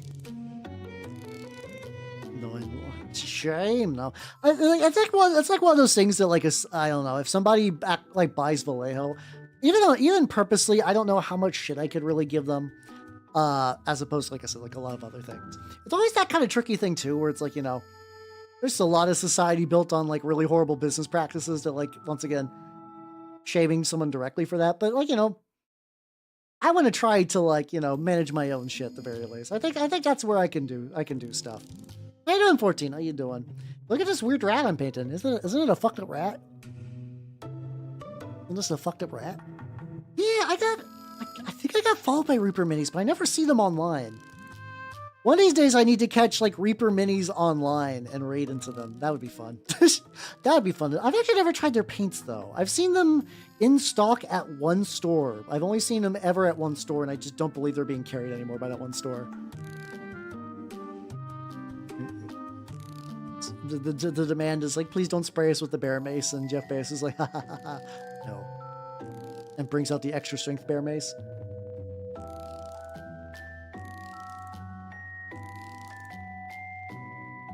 I'm trying to get as much of this that I can do without having to like re-get any more paint. Now, I also need to get like the edges and stuff.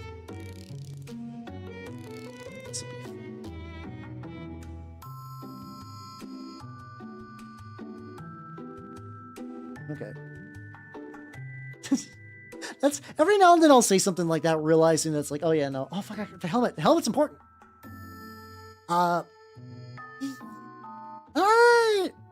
Depends. Reaper, in my experience, Reaper Bones minis tends to be more in stores that target like D&D players. Like I know Reaper, I don't actually, does Reaper have like a war game equivalent? I know they did at one point. But it's always sort of been that thing. It's like, oh yeah, no, I need minis for like my D&D game. Because that's like, I used to own Reaper minis and I still do. I still think I have a bunch of the Reaper Bones.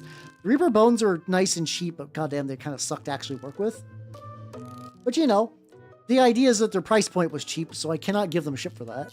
How you doing, Vera? How you doing?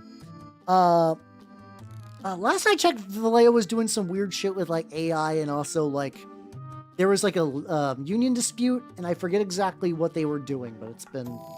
Last I heard, I think they were kind of like fucking up in some way. I need a double check on that. Well, I could see Reaper being useful for like kit bashes and stuff. It's always tricky for me though, because at this point, having a 3D printer has replaced a lot of kit bashing. Like I don't need stuff for like regular kit bashing. So I kind of forget that that's a thing people can do. Because I just haven't, I've done it before, I just haven't had to do it in a hot minute. But yeah, I don't see a lot of Reaper Bones in there. How you doing, Ari? Ari, look, I'm painting rats! Painting rats is real. How's it going, everybody? Welcome, welcome, welcome. If you do not know me, I'm Howard Out the Mimic miniature painting VTuber of the Nurgle's game variety. What were you? Oh yeah, is there like one of those demo like seam festy thingies? How you doing, Ray? Oh yeah, it is. So as somebody with a lot of clutter in my life and also who collects a lot of things, I have like a weird love-hate relationship with Marie Kondo. One, she stopped doing her own advice because she had kids and that shit's not feasible. But as somebody who's fascinated with the idea of having a neat, tidy, organized thing that's just always like out of reach, I actually like her book. I own her book and the manga version of her book. The manga version of her book is really funny because it's about like a business lady who works for a soft drink company who just doesn't have the time to clean out her house. And as she cleans through her house, she's remembering all these hobbies she picked up for men she like had crushes on, but just like something would come up, like they would like be dating somebody or have like a wife, or it just didn't work out.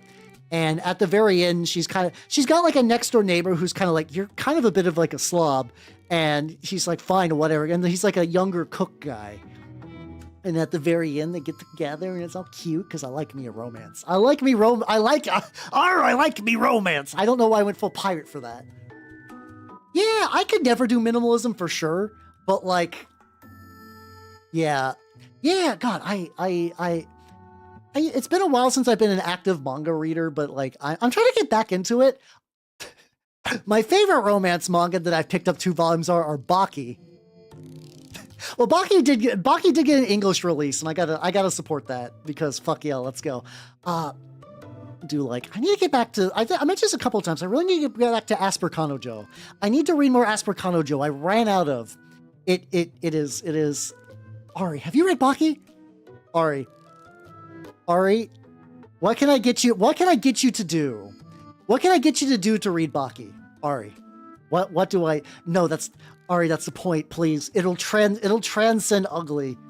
It'll transcend ugly. You will stack overflow. It is pure art. I need you to read it. Ari, I will read whatever, please. Everybody read Baki. It's really good. Like, so it's the thing I enjoy about Baki a lot is that like all the characters after they get defeated kind of get added to the full cast and you like really get to know them, and they're all just like really interesting, fun weirdos. Like it's really, really nice.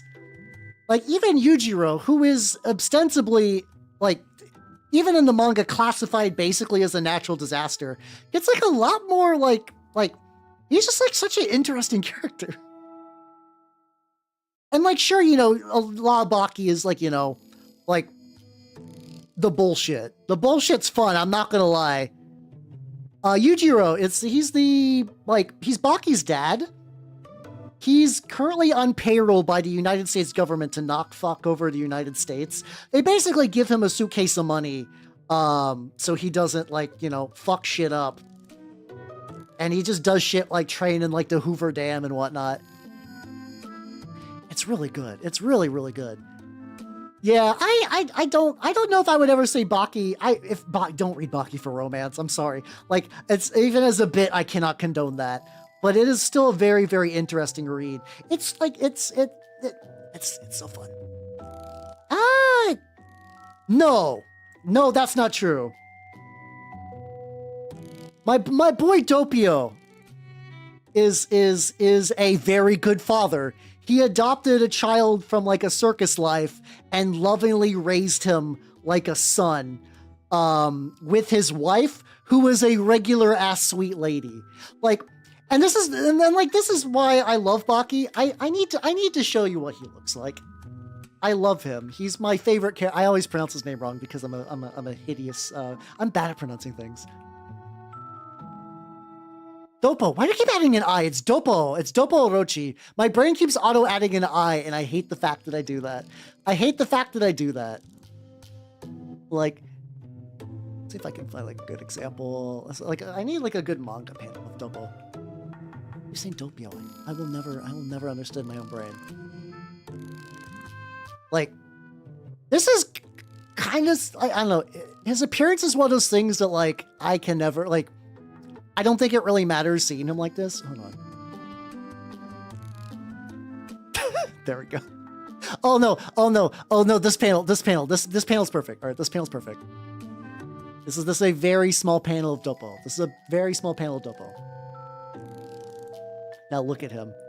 Look at this lad. And like, you're like, how? That is an ugly bastard. What are you doing? What are you doing? Oh yeah, Muhammad Ali his son is a major character in Baki for a while. But he is like legitimately like he's a real fucking weirdo like everyone else, but like genuinely a good father with like a loving wife. He is the lad. He is the lad.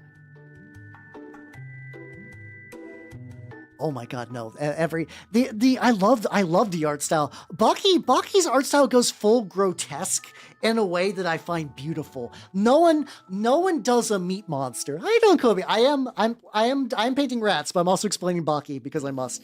Like, no one does like a grotesque neat meat monster like the Baki author does. Also, Che Guevara's in there as well. If you just want, there's a lot of interesting cameos in Baki for people who are like main characters. But like, I don't know. I find that you're just like, yeah. Oh yeah. His son is for like a character for like an arc. But yeah, no. There's a lot. What's some other good characters? There's my boy Olivia, who is. He lives in a prison, but lives in like a mansion in a prison. And the U.S. sends him out to do missions. And he got big so he could lift the fattest bitch you've ever seen who he's in love with. He became a grotesque meat monster for fat women. And I think that's beautiful. He's also he's a rad character too.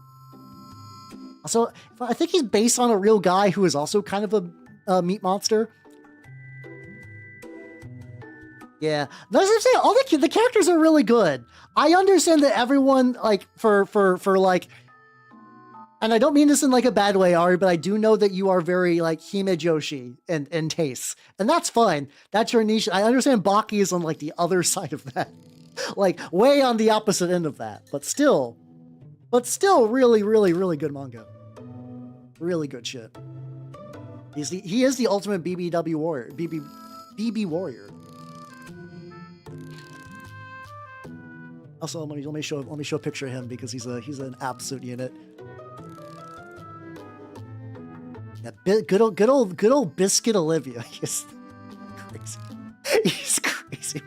I don't even know what's a good picture of Biscuit Olivia to use because every single one, he is giant. You know, I like this one. I'll use this pick. I'll use this pick because this gives like the most. This is just going to show his upper body strength, but also because the other poses are just he's so muscular. Maybe he does a split. It's this guy. This is Biscuit Olivia, one of my other characters I enjoy a lot in Baki. Look at the size of this lad. What? Very, very rad lad. Yeah, he's an absolute fucking unit. God, I love Baki so much. Your muscles. Oh yeah, no. I agree with the Baki muscles, but the thing is, like, the author knows what he's doing because this is once again also kind of mild spoilers. There is I forget exactly the context, but later in the manga, he's doing like a little bit where he's talking about samurai, and he changes his art style completely. The man, in the middle of like what is effectively like a throwaway couple of panels, straight up changes his manga to like fucking like Vagabond. And then just switches back to Baki. He just goes back to his regular style, like that, like fucking nothing, for a bit. And I love it. I love it so much. It's so good. No, Biscuit Olivia is based on I think like a Mr. Universe guy. He's based on a real dude. I just cannot remember the guy he's actually based on. Like he's based on a guy who is also like based. The funny thing, the guy he's based on also like is more or less has like the same build. Oh, Yujiro. Yujiro is Baki's dad, the world's most dangerous man, absolute fucking mad lad, horrible. Like he's like one of those like deadbeat anime dads, but because he's so strong, he's not like one of those guys that sits at the very end of the series is like, when you're ready, come fight me. He's just around like a lot. It's kind of great. Like, him and Baki don't fight. I mean, they fight a couple of times before, like, their big fight. This is also not huge spoilers, but, you know, wow, Baki's gonna fight his dad and Baki. Surprise. But prior to that, he's just, like, in, like, roughly the same tournaments as his son, and just, like, you know, just hanging, taunting him sometimes, you know. It's great. Yeah, sometimes he'll kick Baki's ass just to get him into shape. Like, you know, not even, like, a training thing. It's just like, Baki, you're being a shit. I'm going to slap you now. It's so good. It's so good. I've been trying to buy more manga recently, like physical manga, just because I don't know. I think also just realizing that like I need to start supporting things I enjoy a lot more. And it's like I like Baki. Me buying Baki is not going to give the author and like the localizers a huge amount of money, but like, you know, every bit counts. Another thing I need to do. There's a slice of romance manga. This is legitimately a romance manga, I believe. Or maybe it's like romance subplot. There is a manga called Destroy All Humans They Can't Be Regenerated. It is about a bunch of like middle schoolers playing Magic the Gathering in the 90s. And it's really interesting because it's like a 90s slice of life, but also has like a slice of what Magic was at the time. So like you get to see people talking about the idea of like there's a panel about Crawlworm, which is like kind of like, it's one of those like newbie trap cards from ages ago where you're like, that's got big number, but then you find out it's shit because you'll never cast it. And they call that out in the manga, and it's really, really nice. Boku no Iromachi. I don't know if I have. I'm sure Google will fix that. Oh, Kimi no Iromachi. Let's see.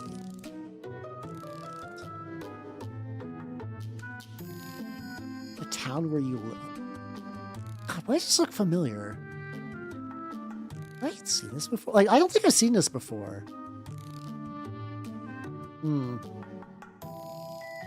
Is it weird that I'm worried about this? This looks like one of those series where it's like, it could be a sweet romance, but it also could just be like the most like a sweet romance dropped by the most horrible NTR bomb you've ever seen at the very last chapter. I don't know why I'm getting weird. Oh, it's just real bad. Okay. Okay then. Okay. My senses have not entirely dulled. Those happen. I guess, unfortunately, as a romance enjoyer, sometimes someone's like, well, I'm writing a romance. Haha, it's time now to activate my trap card. And I'm like, oh, I hate it. I hate it. I hate it. I don't like that. I don't care if there's like romance trouble, but like I don't like that kind of stuff very much. I'm not a fan. Not a fan. Third Draco's mistake. Make sure you can get home safely too. Are you gonna at least be able to go home safe? No, take it easy, yo. Yeah, Rent-A-Girlfriend's one of those ones that I don't know why people like. I have not kept up with modern stuff recently. I do want to read like what's it called, the dress up darling, whatever. That does look really cute. I have seen like 10 clips of that, and every time I'm just my fucking heart explodes. And never read any romance ever. No, but I like romance though. That's the problem. I am a soft romantic lad at heart who just also happens to like hideous monsters and whatnot. I love me a good romance. I can't not read it, but I don't want to be bad. Also, hold on. Raphael, thank you for the follow. Welcome to the workshop. How you doing? Oh, I'm not reading. Don't worry. I'm not reading Rent a Girlfriend. No. That's not happening. Don't worry, that will not happen. I like little pustules. I'm working on those right now. Sure, I'll be missing a couple, but I really only need like the really big standout ones to be painted anyway. Deserve not Doomed Yuri. I don't know. It's weird that every now and then I just see really aggressive Yuri fans on the internet. And I'm like, oh, Jesus Christ. maybe that's it. Maybe there are just like a lot of Yuri fans that need like a meal. they've turned rabid and feral and they're starting to bite people in public. Yeah. Like I see the phrase toxic Yuri thrown out a lot, but then like when you look deeper, it's just somebody like gender swapping a character and then them getting really weird about it. No, I don't think so. I don't know. There's there are definitely like aggressively mean Yuri fans. I've seen them for years though. This is not like a new phenomenon. They're probably just more vocal now on Twitter. Yeah. Yeah, I can see that. Ari. I can see that. It's like, I think this is gonna sound weird, but I think some people like think Yuri and lesbian stuff is like a meme almost. Like I saw a thing recently where somebody's like, my boyfriend is basically spiritually lesbian, and it's just like the most hipster douchebag you've ever seen with like a mustache, like he's a prospector. like you see a mustache on this guy and you're like, oh, this guy knows how to like panhandle gold. This guy knows where all the best mines have collapsed. Yeah. That is weird. That I understand some like inherent weirdness, but yeah, there are also just like incredibly mean fans for years. I don't know what's going on. All romance readers? No, I mean, I don't know. I understand that like monster romancers at its most monster and most romance as of late, but I don't know. So yeah, it's really fucking that's really fucking weird. I don't know. Like this is where I almost think there's like a weird thing where like Yuri is a status, like I shouldn't say Yuri in this context. Like there is like a status symbol element, like the fucking Labubuism of becoming of Yuri, where it's like trendy and neat to be like ooh Yuri, but then it's like, do you read any? Do you watch any? Have you? Oh, you saw one episode of Madoka. Okay, that's cool. That's fine. Sure, buddy. All right, this is fine. It's weird because I technically don't really have a huge I don't really have a horse in this race, but I feel like I keep walking by the racetrack enough that I'm making observations. I feel like it's going, I know bird malls. Yeah, kind of something like that. Yeah. Oh God, yeah. Yeah, like I do enjoy facial hair that does look like somebody like is going to go off for war with like a sword. That is fun facial hair, but like you gotta use that very sparingly. Yeah, somebody got you. Oh, 100%. Yeah. Well, I think like genuinely a lot of people like it's I do think the Yuri overlap is also the people that are like they really like Saya from Saya no Uda. But if they find out she's an eroge character, they have a conniption. A type of person that is very real and very baffling, honestly. Very, very strange.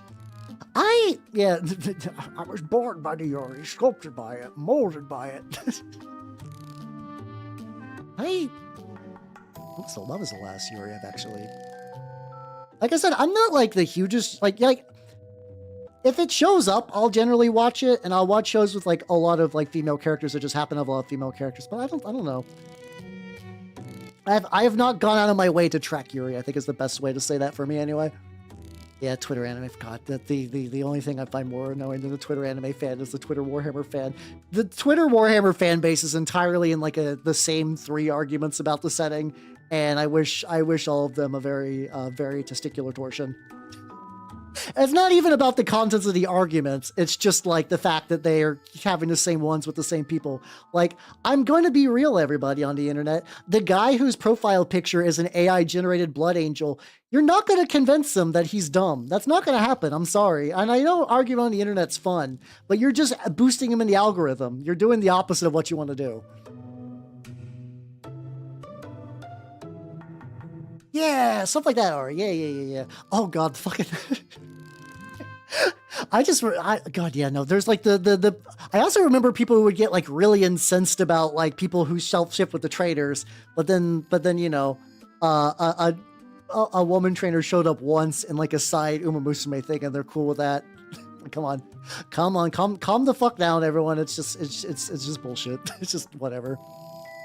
Very strange, yeah.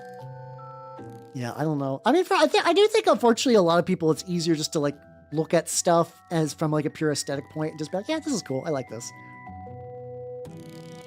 Look at the Imperium, the good guys. I mean, yeah, that's the thing is like, it's, I agree the Imperium's bad, but it's also just people having that same slap fight over and over and over and over again.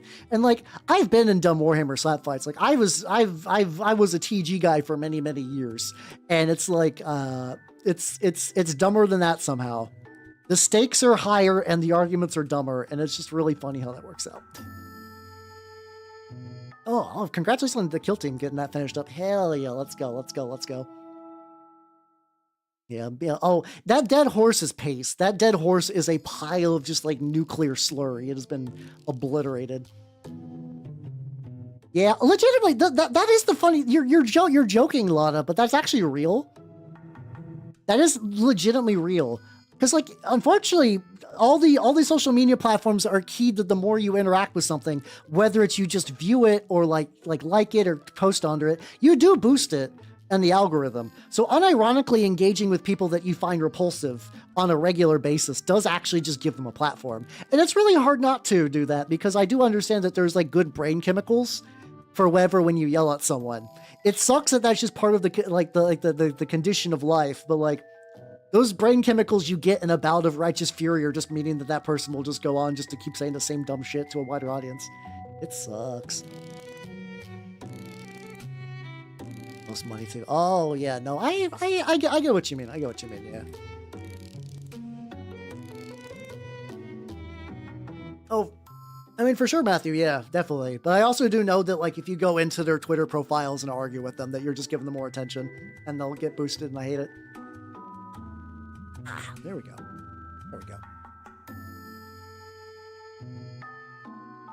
There's probably some overlap. There's probably some overlap. It's just, you know, unfortunately, in the age we live in, you have to be mindful about your online interactions, which makes me feel like the oldest fucking man of all time. Yeah. Enjoy people a different way. Yeah. Oh yeah, for sure. Yeah, because I'm kind of like that, where it's like I do realize that some things I'm not gonna vibe with, and I just avoid that. And that's generally been good for my life. Ah, got you. I mean, it's tricky because like we do also live in an age where there's like infinite niches everywhere, basically. So like I don't know if that's necessary. I mean, probably like a greater like cultural standpoint, maybe, but like, I think if you just want to stay, like, if you do want like genuine like works of Yuri, you have, like, we are in the golden time, like, other than, you know, every good like sharing site getting removed every couple of years, but like, you know, perfect time to actually like enjoy things. Like, we got Japanese only games and like media coming out constantly. Think games are getting fan translations that you would have never even fucking believe. Like, it's a good time to actually enjoy shit. We just happen to be in a weird culture where not enjoying shit. Japanese, it's not, see, Japanese is a weird language. So like I know a little bit about Japanese. So, I mean, like, okay, for context, I took Japanese 4 years in high school, and 3 years in college. My Japanese, however, has atrophied quite a bit. I'll tell good Zetai, best of luck getting home, yo, especially if you drink a lot. Definitely, be careful, take it easy and whatnot. For me, kanji broke my spirit. Oh my god. We were really lucky, like I lived in the middle of fucking nowhere. Also, Lil Bug, or 3 Lil Bugs. Thank you for the follow. Welcome to the workshop. How you doing? Yeah, we just happened to have like a Japanese lady who was at her high school. She just lived nearby, and God, she was, I don't want to say her name, but the thing that was always really fun is she was like, you know, very, very typical Japanese lady, but she really, really liked like what's the best way? Eric Clapton was her Oshi. She fucking loved Eric Clapton. She would go to like all the concerts and she had all the merch. She really, really loved Eric Clapton. It was a really fun charm point for her. Very, very nice lady. And I got like a pretty good foundational knowledge in high school. College, I was able to skip a couple courses, but then I took a kanji course by the most no fun allowed man I've ever met, and it broke my spirit. It was, all right, today we wake up. So go to class, memorize 10 kanji. Next day in class, memorize 10 kanji. Then take a test for all the kanji for that week. Do that every single week. Every exam was just... I have bad memory. Rote memorization with nothing to latch onto fucks my shit up. I bombed out of that class. Oh my god. Like, it was too much. Like, I wanted to be good at kanji because it's an integral part of Japanese, and I just couldn't do it. I couldn't do it. It sucked. Oh yeah, for sure, La. Yeah, you definitely gotta like mine some stuff. Yeah, the kanji trenches were real. They really, really weird. Like, the thing is, we didn't even get flashcards. The man didn't teach. He would, like, his instruction method was like, here's a collection of kanji. Go get them, champ. Also, there's the little cobblestones I'm continuing to work on as I do this. Oh, he absolutely did fail me. But like at that point too, I was already not doing very, very good in my last years of college. Like I think I mentioned before that I did not graduate college the first time. It took me a bit. I finished getting a degree during my first years of Vtuber. Because the guild let me step out for a little bit to get that wrapped up, and I do appreciate the guild for that. Yeah, oh, thank you. This is air-dried clay I used a little roller on. So this is the first time I've done this. Yeah. Well, no, at the time, Duolingo wasn't really a thing. But sure.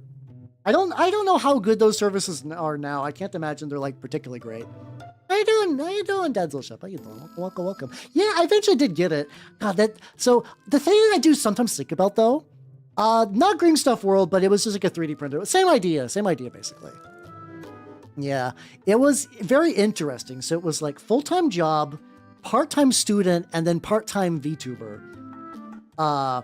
And I did feel a little like it kind of sucked because I did that during like the golden age of VTubing. So I do wonder if like my energies like were spent differently, if things would have been differently a little bit. But you know, it's too late. It's too like I can't dwell on that too much really. I made it out okay though. So, yeah, I did get the stuff. It got really sucked. Because, like, how you doing, Pato? Welcome. Because, like, my Japanese teachers, like, the previous ones were like, okay, like, here's the kanji. And, like, because, so kanji share, like, I forget exactly what the formal name, but, like, they share structures to it. They share structures. Oh, no, I'm fine with my quality rate. It's usual, like, you know, number brain rot. Yeah, it's a dangerous road that I do. You know, I'm relatively well adjusted, but, like, sometimes, you know, you think late at night. But like legitimately though, the good teachers would be like, okay, so like this kanji means this word. Here's some sentences that it's good in. Here's how you practice writing it. And like, oh yeah, so like this kanji is like, what's a good example? Like for taberu, like the to eat. There's the little kanji of there's like, oh yeah, this like a little guy in a house and he's eating. So you do the top and you do like, I think it's like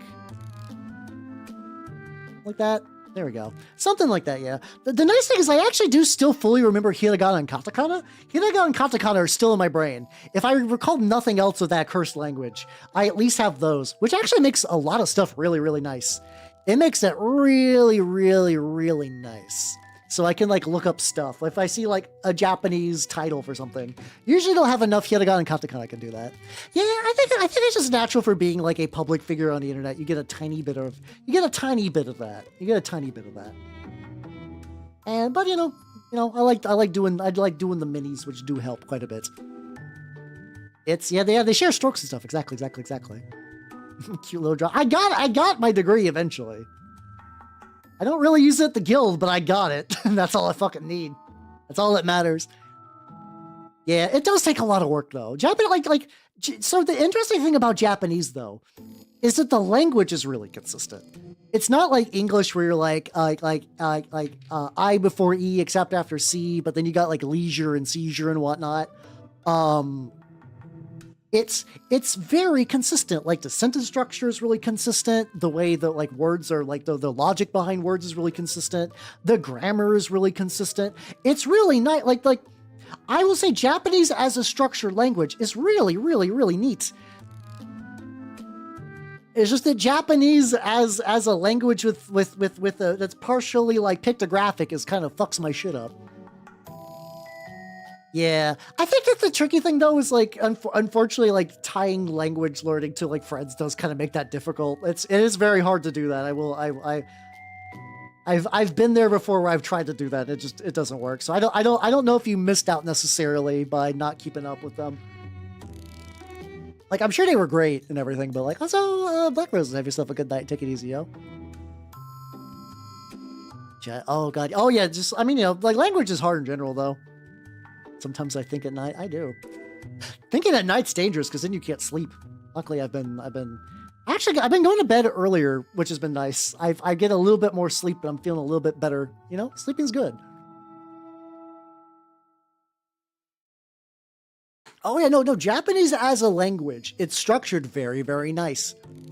It's structured very, very, very, very nice. However, the downside to it being structured very, very, very nice is the kanji component.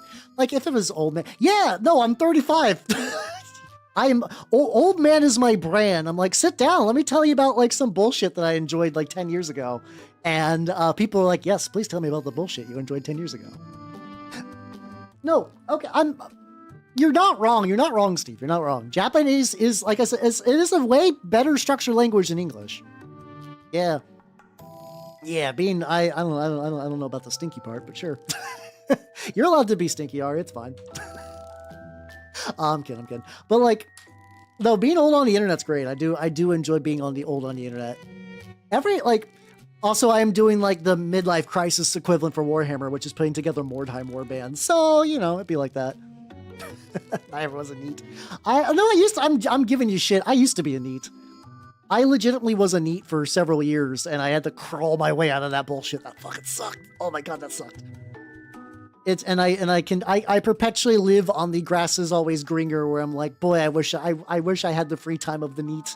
But then I also remember like not having any money and feeling listless and aimless. It's a forever push and pull, you know. Also, let me see. Jay, have yourself a good night. Oh, bye. Good night. Also, good night, Jay's cat as well. No, you will have a good night. Your teeth. They're like little crunchers in there. It's got like little biters in there that I'll need to get at some point. There we go. Yeah. So it's the usual, like, not employed in education, employment, or training.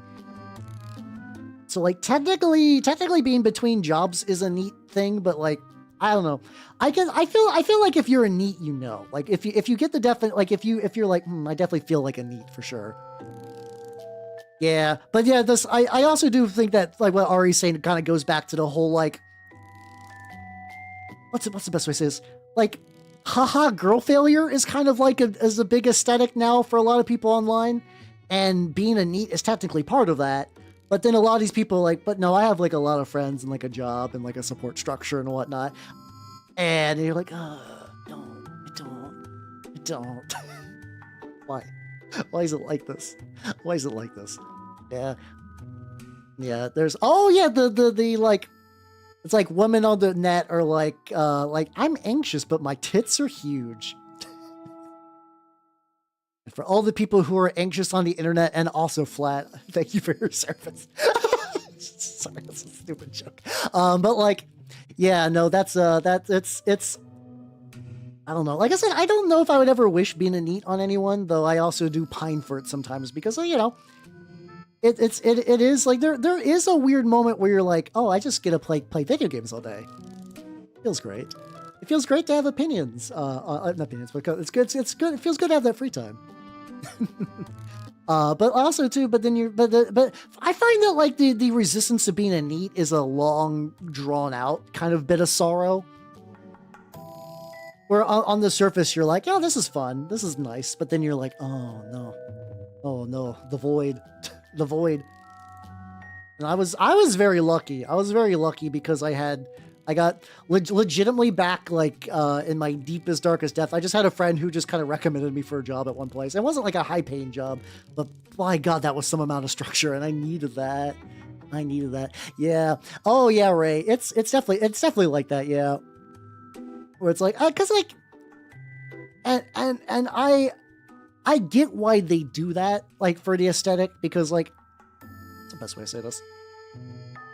I hate that, like, so have you guys heard the idea of like Jedi, which is sort of like a landmine girl aesthetic, like that kind of thing where it's kind of like the exaggerated kind of like dark makeup under the eyes and that kind of like slightly Menhera kind of style. Yeah, like, I'm gonna be honest, I'm very weak for that style. So I'm definitely not like alone. So I can see why leaning into that is like, for some people they're like, oh yeah, no, this is a good avenue for stuff. I totally get that. I totally get that. But also, yeah, but boy feelers are easily manipulated. Oh, probably. Oh, 100%. Yeah. Yeah. I think for me, it's entirely just like, I just think the visuals look neat. I'm going to be real. I don't want anyone who's like, you know, if I was ever to romance someone who's like generally mentally ill, like, you know, work it out, like, you know, typical, like kind of like, you know, couple helping couple, whatever. But like, I'm never really big on like mental illness as an aesthetic, but also I like the way that mental illness as aesthetic looks. If there was that aesthetic without that kind of like baggage to it, I would enjoy that a bit more. And I know that like that whole kind of point is sort of, I know like something parts about the GI is kind of like taking that back because that was sort of like an insult levied at him. It's a whole thing. It's a lot going on. How to stable? Like, the thing is, I kind of gotta be stable. I got elf support structure is very light. See, like I got like friends and stuff like that, but like I know I gotta take care of me because if not, no one else will. My friends not anymore because most of them, yeah. I mean, I kind of appreciate the getting help part, you know, getting pushed into a volcano. I'm not gonna say I'm perfect. Like I am a VTuber at the end of the day, you know. Not, you know, there's not 100% right going on in there, but like, you know what? Like, God, I'm sorry. This is not going to affect me because I'm dirty used goods, but I just think about the joke about throwing someone into a volcano so you can ensure that they'll have a good harvest this year for the virgin sacrifice. Yeah. Like, I think if I was like fully, like, oh God, we got ad break.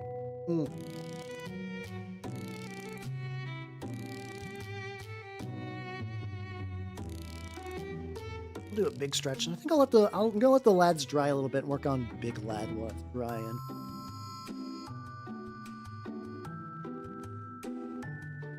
What color do I want to do these candles? I need to do the candles. I can kind of stick with them. I can stick with the prairie ochre maybe. All right, we back. Let's go. Stretch up a little bit. Yeah, many that's also true. Yeah, you have all the time, but none of the money too. One from Egg. Oh yeah, no, Egg's a fun lad. I enjoy Egg as like the shiny beacon of like, a lot of people are like, oh, OMG, I'm say so, and then they just like, I don't know, whip out like 30 nude versions of themselves. Egg, I think, is like legitimately the most like pure VTuber who's ever lived. The man's entire life is rated PG, and bless him for it. You're but tiny baby. I'm fair, true, but still, like, you know, I'm old, but not the oldest right now. I think that's fun though. I think that's fun. He's evil. He rage. I'm sorry, Ari, but you're very. If like I don't have a strong desire to rage bait you, but I feel like if I wanted to, it would be incredibly easy.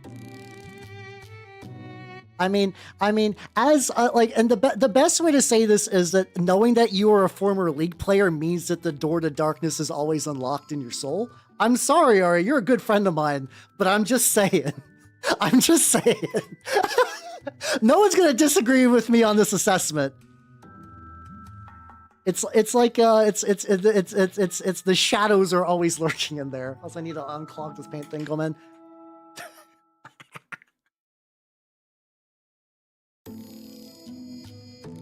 She's got that dog in her. She's got that. What's a dog? League of Legends. She got that Warwick in her. That's right. I think that's a League character. There we go. that's a League character I vaguely remember. I don't know. I played very little League. I have played League before because people I knew wanted me to play League with them, and I did not enjoy myself. I also had an incredibly shit computer though. We didn't even do ranked. My friends would get into arguments over unranked games. It was the funniest shit. I've mentioned a story a couple times, but like legitimately. So in college we would play, and like I had a laptop that was so bad I could literally only play Sona, because I straight up before every session I had to put a Dixie cup filled with ice on top of my laptop because it was that bad. I had like 10 frames, but for some reason my friend group keep wanting me to play with them. I don't know why. But what happened was like it was, you know, there was like a bad match. I don't remember the details. Where it was like a friend of my friend's girlfriend, I think accidentally fed too hard, which I think was a relatively common occurrence in that group. And it turned into like a big shouting match at one point. And I think that like my friend and his friend basically ended their friendship over it. And the whole time I'm like, oh, okay. Because I was playing a game that I didn't really want to play anyway, but I like my friends. And I was like, that was a whole thing. Yeah. That's why I know that the seed of evil lurks within League of Legends. I've seen what it can do. I know it's a cursed game. It's like that, and like certain corners of Final Fantasy 14. There's like the closest thing to a, like, you know, when there's like oh my god, there's like a copy of like Pokemon. It's Pokemon Black, but it was Pokemon Black before Pokemon was Black. And if you put it in your cartridge, your Game Boy, in the cartridge, it turns into a ghost, and then Gengar eats your dad, like your whole dad. Wow. And then it screams, and like Gengar's realistic. Like one of those things, as like the kind of like creepypasta version of a haunted video game. No, haunted video games exist. They're real. It's just that you can buy them on the open market. The evil isn't hiding in plain sight. Yeah. Oh no, yeah, I think you ducked out of there, nobody, for sure. Oh, also, love, have yourself a good night and take it easy, yo. God, I always enjoy really shitty creepypasta. We were talking earlier about like, I don't know. I love seeing people try to make like horror and stuff, but they just don't understand the mechanics of how that works. Real haunted video games are free to play for sure. It's unfortunate, and as somebody who grew up with like a lot of like free to play MMOs, because like my family couldn't afford. By God, we could not afford World of Warcraft, but boy howdy could I afford Fly for Fun Online, or Fliff, I think it was called. What a piece of shit that game was. How you doing, Turtle Sages? How you doing? Welcome. It does. It grinds away the spirit and leaves just like a shell behind. haunted Jewish wine box. Oh yeah, oh a lot of stuff is like that. Like I have to imagine so many like there is last I checked, there was oh god yeah, they were all Korean Skinnerbox games. Oh, they are so bad. But Etsy witches are so fun. Yeah, exactly. It's oh my god, it's all blood. It's all leaking blood and you're the funny thing is, if you want to do a creepypasta story for Maple Story, is you're just playing Maple Story, and then you get up to leave, and you just kind of like realize that you're shackled to the desk, and you just cannot leave. Maple Story's a fun enough game, I guess. I don't know. I was ride or die for Kingdom of Loathing. Hell yeah, motherfuckers. Never got into Maple Story, but like I understand that there's like some fun to there. Oh god. Oh, there's so many. I love Etsy, Etsy witches, Etsy warlocks, Etsy hex people. It's so fun. The funny thing is, they've basically been doing like the same grift for years. It's never changed. It's never ever changed. It's been great. Well, to be fair, I think for children that is like a ghost story for them. Like I do think, unfortunately, a lot of creepypasta stuff is just kind of like, oh yeah.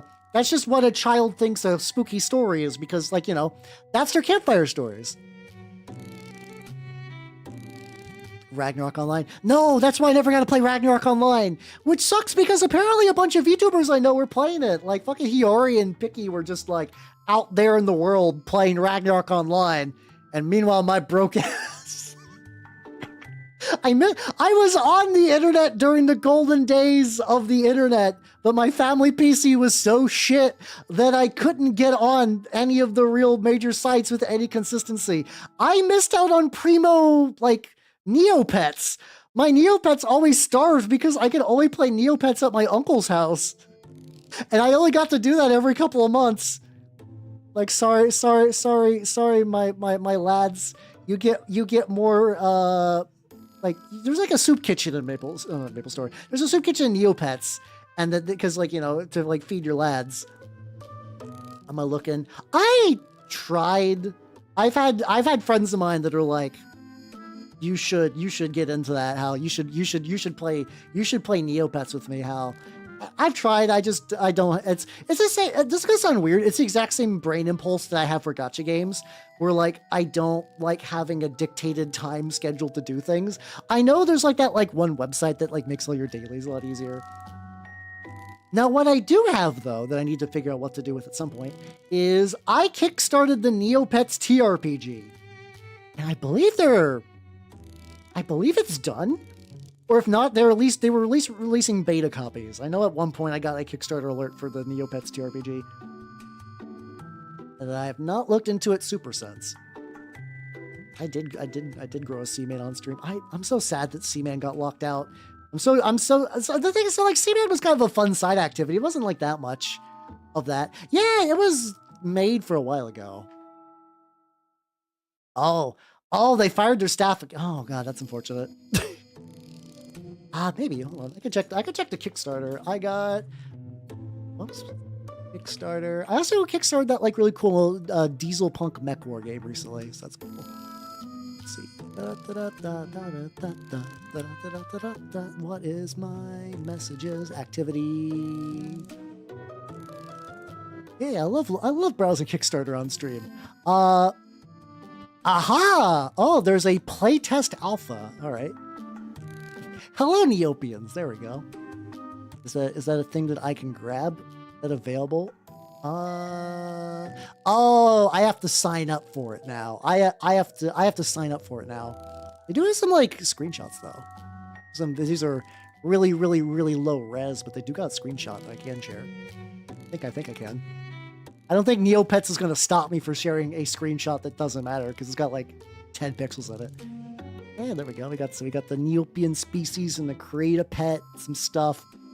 I kind of forgot. So as somebody who played a very little bit, I kind of forgot how much in Neopets is just like, this is a pet, and then how many pets are like, this is a whole ass like character with armor on there. Let's see.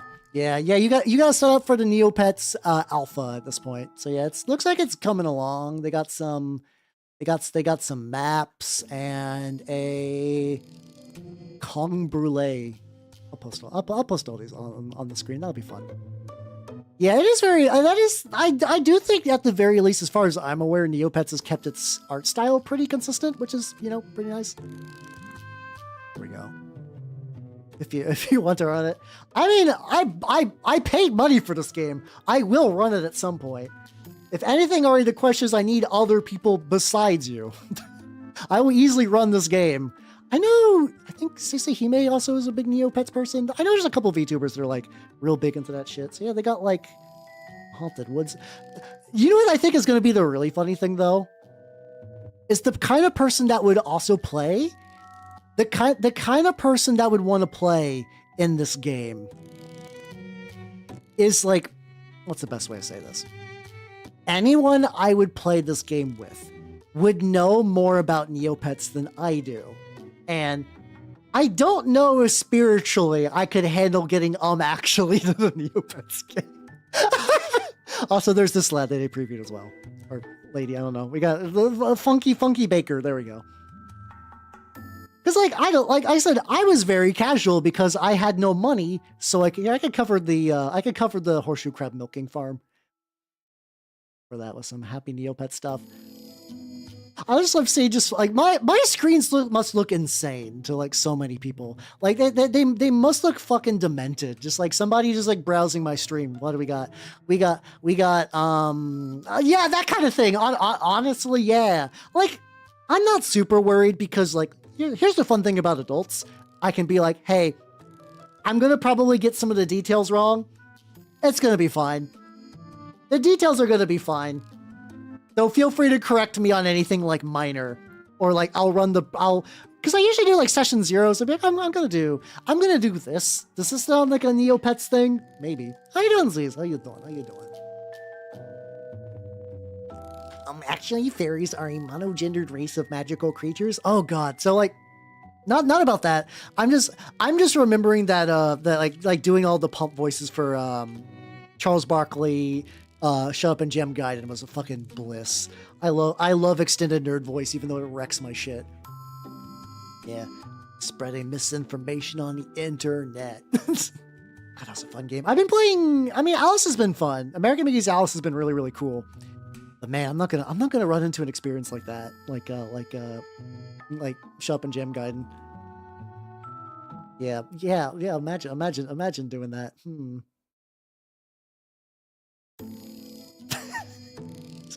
Let's give it a shit.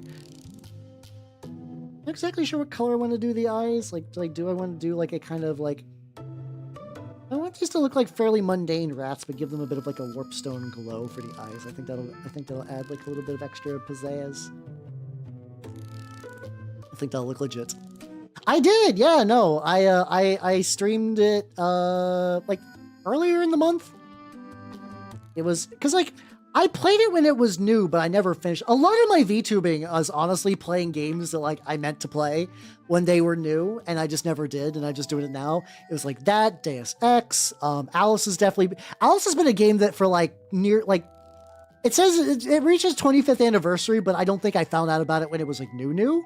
But like 20 years roughly, probably. But yeah, there's hold on, I took a funky little screenshot of it. Yeah, there we go.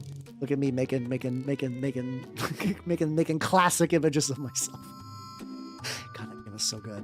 That game was so good. It was the fucking best. It was yeah, it's like it was a very, very nice like time capsule of the era, which I enjoyed greatly. Also, I think I for some reason I was told that like there's gonna be a lot, like there's gonna be words you can't really say. And as far as I could tell, it was only really Baltheus's relation to LeBron James that I just don't think I could say without losing my streaming career. Other than that, it was I think it was not as bad as people were like, no, it's gonna be pretty bad. It was fun saying Japanimation. I'm also like, I continuously have that like, I miss otaku. Man, I miss otaku a lot as a word.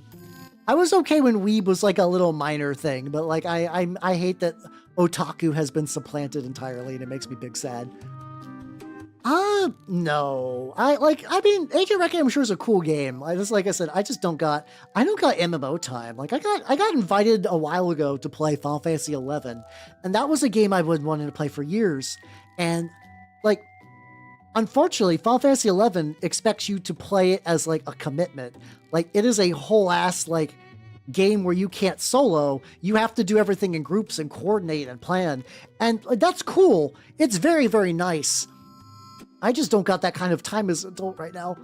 The funny thing is arguably not even like, oh, if I was a NEET, I would have time, because I'd probably be just using my time for like other things and whatnot. I just don't got like the MMO brain anymore. I really, really don't. Like it's like I'm jelly because so I bought Final Fantasy 11 when it was new, but my family PC was too shit to run it. And it sucked arguably even worse because I bought a guide. I bought a guide. Oh, no, listen, I can't do a Melon install. I cannot do a Melon install. Oh God.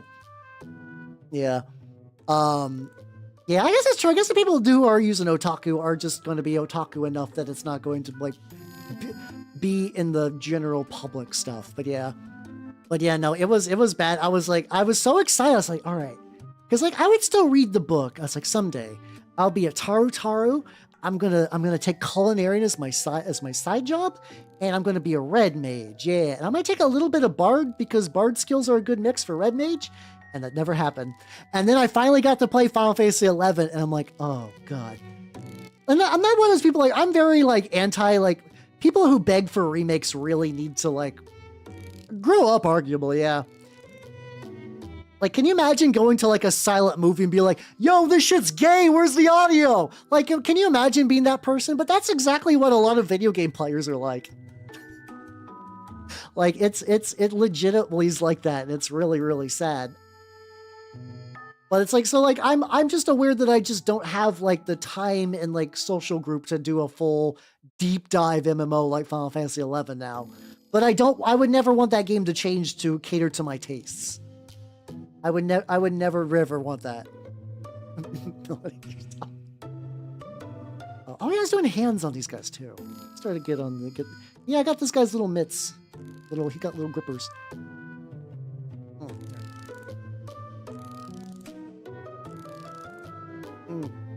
Oh, Ray, what's stopping you from having joy in your heart? Unironically, what's stopping you from the whimsy? Like, what is holding back the joy? Ari, I'm gonna be real. This is from one of your corpse playlists. There's a lot of songs in my playlist that are for corpse jams that have just persisted. That the reason you love that song is because I'm pretty sure that I heard it from you, and I was like, that's a banger, and I put it in the list. It's a non-trivial amount of songs there from corpse jams. That's how I get a lot of music. A lot of good music comes from those. Shit. There we go. Sorry, I was looking for this thing. Saying do it. Like, the thing is, like, it's fun. And, like, it does have that, like, sense of, like, the world is a big, scary place. You have to, like, you know, really know your shit. But it's, like, there's something really, really weird about, like, a lot of MMOs now are just straight up like rush to the end. Like it doesn't matter what the actual game is like. What you need to do is you need to beat all the content so you can have all the best gear either to raid or to look pretty in like the game's social area. That was certainly like at least like 11 was part of that era of like, yeah. You play an MMO to like explore and try some stuff out and like take it easy. Stuff like that. Let's see. Full of whimsy, but can't enjoy video games like I did. I mean, is it like, are you like, is it time? I mean, that could also just be, you've kind of moved on to other hobbies too, but I don't know. That's a cool game too. A little wet chunk on there. Yeah, they kind of are. I think it's also probably tricky because unfortunately a lot of internal game-based matchmaking stuff is just in Discord now.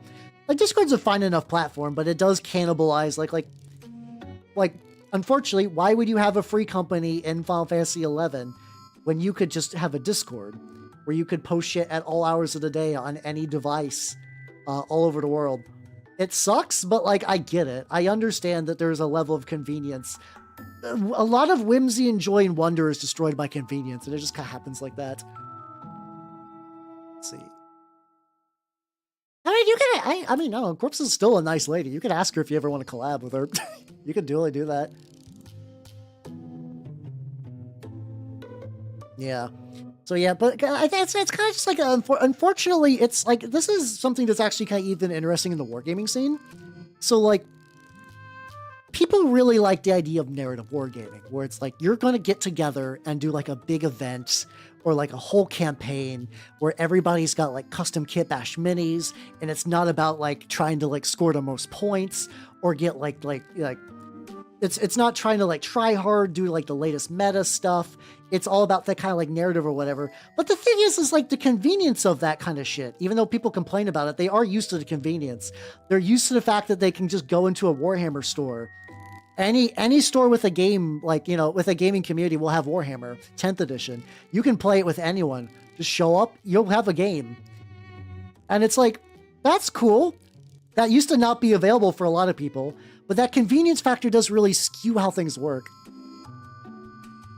Yeah, you know, we got Nina and Soy, and we got, you know, we got 2 trucks, you know, all the classics, you know.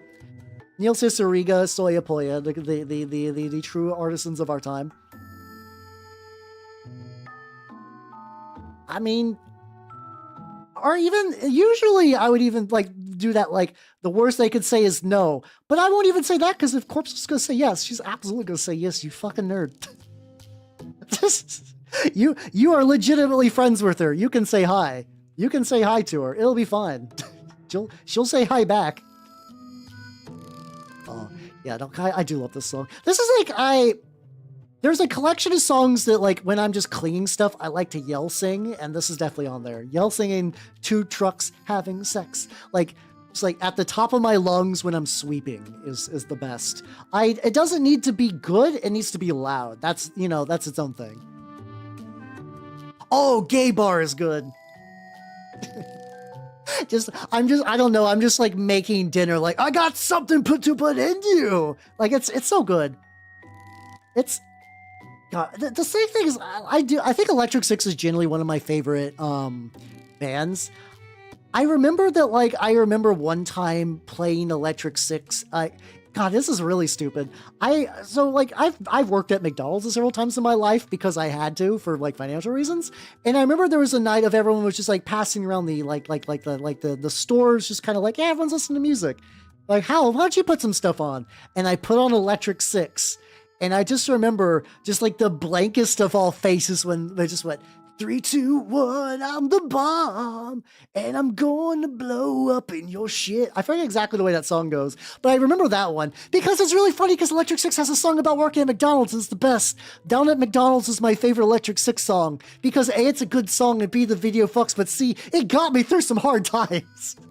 It got, like, Electric Six will never know the solid they did for me when they released that song. They will never know, they will truly never know that the little joy they sparked in an, at the time, desiccated joy center for that. Chucking the pet meds. Ari's taking the medicine that makes you social. Real, 100% true facts. There we go. But yeah, no, but sometimes I think about that now, and like, it's that like dumb thing where you like remember the dumbest thing you've ever done in like middle school, and you go like, ah! I think about that about Electric Six sometimes, but it sucks because I do love them genuinely as musicians. They're real fun. They're real fun.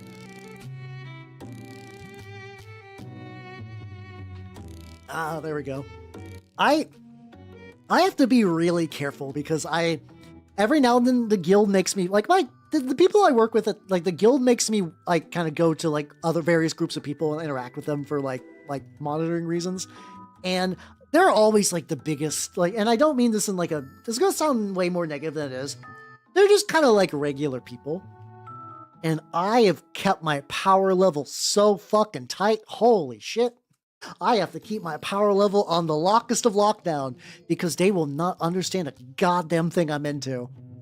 I've just gotten brave enough to show them minis that I've painted. Oh, yeah. My, to date, here's the one that I think about the most. Here's the thing I think about the most in terms of just like I hate the fact I did this. So when I was like, let's see, so I was just some music on my, what's it called? I was like maybe 9 or 10. And I remember our local town, we lived in a college town at the time, kind of like part-time. My parents split up when I was younger, so I would go back and forth. So what happened was, is it like, oh, we're going to do like a fun little class at the local college for kids to learn how to draw. And I was like, yippee, I love to learn how to draw. And I remember at the time that there was this like really sweet girl who was there. And the funny thing is like, she was drawing an anime style before I knew what that was. And I don't know if she had a crush on me or was just being like, you know, like just like genuinely nice. It doesn't really matter for the purposes of this. No, this is not Pogar, and you'll find out why. Because I was like, yeah, girls are gross. And I remember drawing her. No, this is how I fumble that, because I drew her as the most hideous witch you've ever seen. And I think about that so much. I still think about that from time to time, because it is like the perfect romance meet cute. It really is. Like, realistically, if I was nice to her, would my life have changed at all? Probably not. It'd been like, oh, there we go. We drew at the drawing class. Well, the drawing class. Well, time to say bye and never meet each other ever again. And that was probably what was going to happen, you know? That was very likely the actual scenario to this event. But goddamn, do I still think about that? What's the best way to say this? I think I'm glad that it happened. This sounds like coke, but hear me out. Because that is a very like, oh man, I was a shithead. I shouldn't be a shithead like that ever again. Like a genuine like learning experience.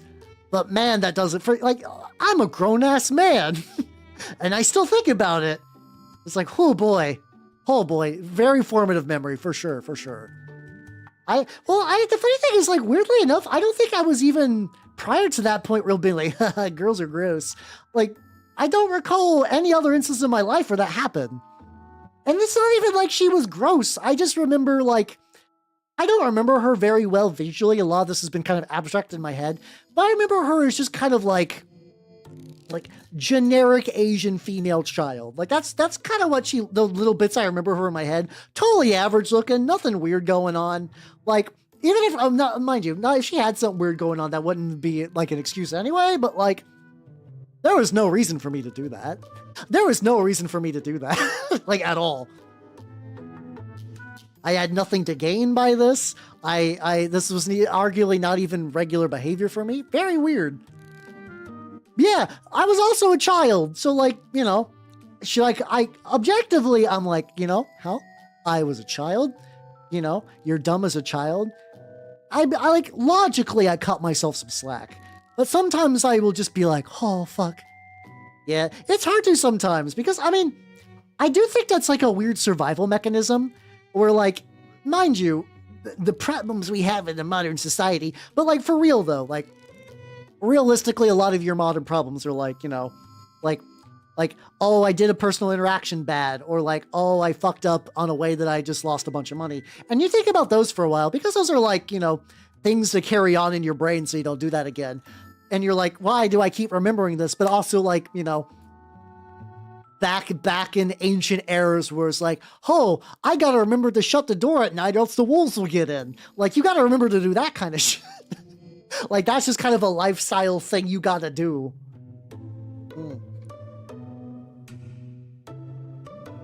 Cringe yourself to sleep. No, I don't do that. I watch you. Unironically, the way I fall asleep is I watch videos on Yu-Gi-Oh! This isn't a bit. I have to watch something when I go to sleep, and I have a rotation of, 3 different genres of video. Anything by Folding Ideas, the Civi Serious Sam video, and then everything by Rada, aka Rank 10 Yu-Gi-Oh! I don't even play Yu-Gi-Oh! I just, for some reason, his videos moved over from, this is comedy, to like, oh no, this is how I fall asleep now. I don't know. I could maybe take out one wolf. I believe in my wolf slaying ability.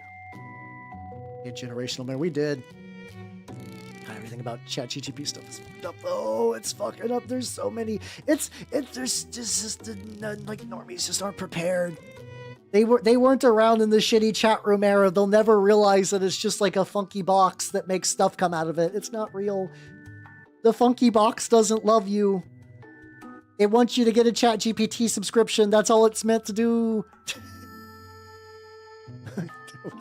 I no longer wonder. Well, no, the reason I say that is because, like, okay, like, do I enjoy, like, a bunch of really weird niche bullshit? Yeah. Do I not want to be talked to in public when I'm grocery shopping? Yeah. But, like, I don't have, like, any, like, I have the very internet version of autism where it's like I'm a quirky guy, but, like, I don't have like crippling issues with it, which is like, that's where serious autism stuff. Well, yeah, I think it's, I just think, unfortunately, old people are predisposed to, oh, you haven't. No, you're fine. I'm giving you shit. It's fine. I just think, because, like, I do think generally, like, especially, like, okay, like, here's this. Imagine you're a Trekkie. Gross, right? Isn't that fucked up? That's the end of the story. No, I'm neutral to Star Trek. I do like Deep Space Nine a lot. Deep Space Nine fucks. But I think you do grow up with, you grow up on a lot of sci-fi stuff, and the idea of having, like, a little robo body that has all the information in your hand is, like, genuinely, like, you're like, oh, we never got, guys, we never got flying cars. We never got, like, this is really sucks, but do you remember when, like, nuclear power was going to be a much bigger thing?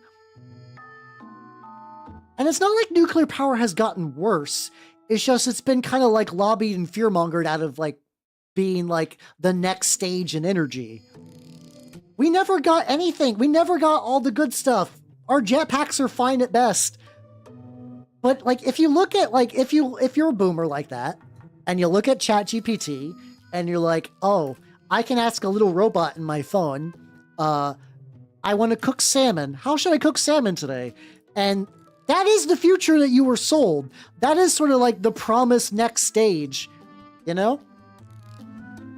Honestly, flying cars are fucking stupid. Flying cars are fucking stupid. And like, listen, like, we're collectively humanity's awful drivers on the road. Do you want to add more layers to that? Do you want somebody to drunk drive and fly into your house? I don't know if I can trust that or not. I don't think I can trust people with flying cars. Yeah, it's all the fun of a pilot's license with all the fun. I'm supposed to get definitely no. See, I did I say hi about this area? But yeah, no, I do really like I'm also just saying shit. I don't have any strong hatred I don't really have any issue with what's it called? With the Star Trek. But Deep Space Nine does fuck. That's just the only one I've really sat down and watched. Okay, that's not true. I watched one season of Enterprise with a friend of mine, and watching good old American boy go to space is certainly a thing, but, like, I was just kind of like, well, this is fine, I guess.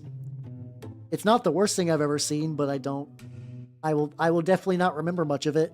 We also ended the season one, like, you know how Star Trek likes to go back in time a lot? I think they just went back in time and they accidentally, like, refound Nazis.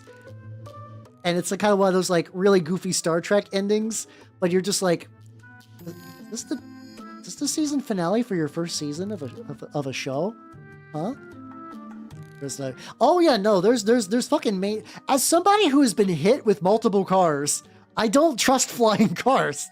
I'm not ready for that yet. I do not wish that for that. I mean, Nazis make sense because, like, they're the bad guys that, like, we just watched Hellboy in the Discord yesterday. Still a good movie, by the way. Hellboy 2004 holds up. Nazis are objectively evil bad guys. So they work great for that. And they're also the ones that are more likely to get into weird super science bullshit. Like, they're perfect for their role. It's just that Star Trek, as, like, what is effectively like a goofy, Star Trek is, like, serious business sometimes and has some, like, great social moments and the characters are good and whatnot. But, like, it is very pulpy sci-fi a lot of times. So it makes a lot of sense that they would show up as, like, you travel back in time and, oh no. Sure, I could take a flying car in a fight. Sorry, that's the stupidest joke I'll say ever. Crash face. Oh god, yeah, no. I don't. I also don't trust AI cars yet either, just because it doesn't seem like anyone's really worked that out. Yeah. No, like, and I don't even mind the hyper future socialism stuff. I'm whatever for that. Like, that's fine. I just never got introduced to Star Trek, so I don't have that like foundational appreciate. Like, okay, objectively, I appreciate it because it did a lot of really cool stuff for sci-fi and whatnot. I just like, if I'm going to watch a bunch of stuff I've been meaning to watch for years, it probably won't be like Next Generation anytime soon. How you doing, Surfire? How you doing? Yeah, I mean, Blade Runner had a really cool flying vehicle. I still don't think I'd ever want to see anyone like IRL drive one of those, but still very cool. Still very, very, very, very neat. Yeah. I don't know. It's like, but yeah, it's one of those things I'm sure if I just sat down to watch more Star Trek, I'd enjoy more Star Trek. I'm just kind of always perpetually like have like a backlog of things I need to do in media I need to watch. Why did I say media like that? Shows and movies. I should just say it like that. Being on the internet for too long has been fucked with my brain in negative ways. But yeah, no, I just never was a big. It's also funny because I got a couple of Millie songs on here. I'm like a very casual Millie fan where I'll hear her songs and I'll be like, yeah, these are good. I do find that sometimes I have to be in the mood for her though. She's got like a very specific cadence that I just kind of that like I enjoy, but I have to be in the mood for it, which has been neat.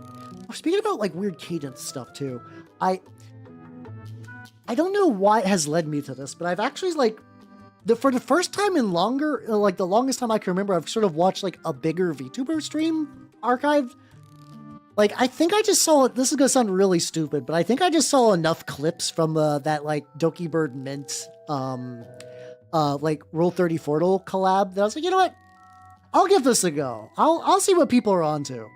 And what's the best way to say this? I mean, they're funny enough people. I have no issues with anything to collab. The way Doki Bird talks, I've never heard anyone with that exact like I've heard people. I don't know where she's from. Like I don't know if it's like a California accent or whatever accent she's got. But she's got like a certain cadence to her voice that I just find fascinating. It's and I don't even know how to begin to describe it. It has been a pretty fun stream so far. It's also another one of those things that I'm like, oh god, I'm old. Where it's like, is that a Chinese cadence thing? Maybe. I'd believe it. I'd believe it. Ah, okay. Oh, it's Chinese oh, okay. So that's what's going on there. Okay. Once again, I don't mean that like a bad thing. I just, I have never heard an accent quite like that before. And I'm just like, it's not even an accent. It's just like the way she puts emphasis on certain words is very, very neat. Ah, gotcha. But even the idea, God, it's still really funny though, where it's like, this is like how long I've been like, what's the best way to say this? The fact that like being what's considered an elite weeb, no longer includes Sad Panda fucks my shit up. The fact that like, I know all the stuff. I'm the expert, and I just don't hear any mention of Sad Panda. I'm like, man, it's really moved on, hasn't it? I'm assuming Sad Panda's still alive, to be fair, though. Yeah, I'm sure she's aware of it. Like I said, it's always tricky about VTubers and like kind of like the way they sound. Because I know, like, especially, like, I know, like, a lot of, like, French VTubers are really, like, self-conscious about, like, sounding French, which sucks because I do like me a French. I make fun of the French a lot, but I do like me a French accent, like, a lot. French accent, really, really good. But I know that if people just show up, they're like, haha, frog, and I can see why some are just like, please stop. Please stop doing this. I am a person after all, and that's it. Oh, was there a purge? Oh, that makes sense. Yeah. Oh, yeah. I think, I've seen some, like, I think there's people showing off some videos of, like, there was, like, I think there's, like, a Chinese Jamaican guy. And, like, his cadence was just bananas. It was really, really neat, actually. As somebody who, like, I have grown to enjoy my voice as a VTuber. It took a while. It is a skill. By the way, if you hate your own voice when you're hearing yourself, like talking online, you can get over it. It just legitimately takes practice. No shit, it is a skill. But like, I don't know. I just find the way that like other people sound can be like really, really neat and that nice.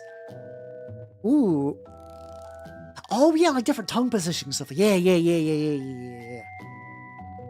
Like that. I find that shit really rad. It's really neat. I've been definitely painting on like autopilot. Sorry, okay. Rats are turned out pretty good though. I think what I'm trying to do is get all their feet looking good, and then I want to put them on a base.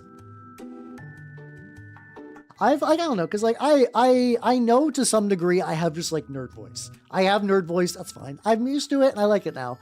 But it took a bit. It definitely took a bit. It definitely took a bit to get to this point. So yeah, especially like once you get those like different areas, like that kind of intersection, it gets neat. Alas, I do not have any of that. Plus left survey. Hey, let's go! Hell yeah! That was good to hear. God damn it, the thing is, the only other language I have for context is Japanese. And let's see, like at this point, I've only really retained like Kokosei no toki, Nihongo benkyou shimashita. Ima Nihongo hanashimasen. I also have never moved past formal language. So basically Japanese has like casual mode and formal mode. You get taught formal mode first because you don't want to sound like you don't want to do the equivalent of like sup bra to like a like grown Japanese person. So it makes sense, but it's hard to move out of that. So it's because like you hear your voice differently in your brain as opposed to it being played back to you just because of the position of like where your ears are at and stuff like that. Like you're always going to sound different because I think you're also partially hearing yourself through your own like meat is probably the best way to say that. Yeah. Speak a different accent, yeah. Oh god, yeah. Especially all my accents are just like the TRPG stuff. all my TRPG wonderful jank. Yeah, the Bone Conduction. Now that's a band name. Now that's a sick band name. That'd be rad as hell. It's got like a little clippy bit that doesn't need to be there. Yeah, I think I tried to do that once or twice. Just thinking about like I just remember various miscellaneous like Japanese things. So I also remember. Oh, thank you, Psyche. This hideous. You mean the one in my pocket or this hideous little fuck I'm working on now? I do love this hideous little fuck. I do remember it was really speaking about just like a funny language thing. So even prior to that kanji course, I would still sometimes default to like hiragana and katakana when I should be using kanji at that point. And I remember for a while, like my college Japanese teacher would say like, "Oh, that's really cute," as you're writing it. And I was like, "Oh, there we go. Look at me writing all cute." And I was like, not realizing that what she actually meant was like, "Oh, you're writing like a child." I'm like, "Oh no." And like I see what she means now, and like the context makes sense after you process it. But I just remember just getting blindsided by that. So you in fact, how you doing? Your rat. Hey, let's go. I hope your rat's doing better because I'm basing this off of a really diseased rat. But hell yeah, let's go. Pet rats are cool. I own a pet snake, so I cannot own a pet rat because like, if you own a pet snake and you keep a pet rat in your house, imagine living in a house where somebody off in the distance is cooking a burger at all times. At all times, the most delicious burger is just like just off to the side. And that's what being a snake living in a house with rats is. You just smell that rat because rats stink. Rats stink in like an acceptable fun rat way, but still. Yeah, Nihongo Jozu indeed. Oh, my kanji would look very cute. Yeah, no, I was fine on kanji. Oh, that's the best example. I mean, to be fair, I did not invent that. I've seen because like I've looked at it before. I like animals and pets and stuff like that. I can't really. Yeah, Nanners is doing good. Oh god. Oh god, what's the best way I could say this? I'm gonna say something gross about Nanners. I don't like talking about gross things, but I need you to understand. The last 2 nights, Nanners has farted so loud it woke me up in the middle of the night. She's never done that before. I've owned this snake for like 6 years now, and I'm just like, what the fuck? Like, you know those like rubber chickens, how it's just like sound going out of a tube? Yeah. It's okay. She's an embarrassing creature. It's fine. So I named my snake Nanners, not Nanners, Nanners, because she looks like a banana. She looks a bit less so now because as she's aged, her yellows have sort of faded to whites. But she was like mostly kind of like a banana yellow, and she had like a bunch of like little brown spots that looked like it was just like an overripe banana. I was like, oh, that's cute. Oh, that's really, really cute. And then later, and like I didn't even think about Nanners the VTuber, because at that time she was just still like the lady who said Pomp on YouTube and was not like a bigger VTuber. Just snake things. That's kind of moe. Yeah, it's just funny because for a while people are like, "Why do you name your snake after Nanners?" I'm like, no, please, please. I assure you, I have a really boring reason for my snake's name. Good stuff. Not a good stuff. Okay, so what I need to do now? He's got like a couple little fur patches. I need to do stuff like that. And yeah, my wonderful, wonderful snake Nanners. I love her very much. She's a very good snake. She's a very good piece of furniture.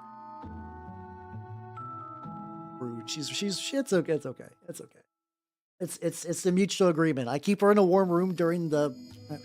I live in an area where like the winters don't get too cold. Like, hey, how cold? Like, let's see. It's been getting a little chillier, but like it is currently like 50. In burger temp. Well, it's so like I used to have like pet anoles and stuff, and they're not affectionate whatsoever.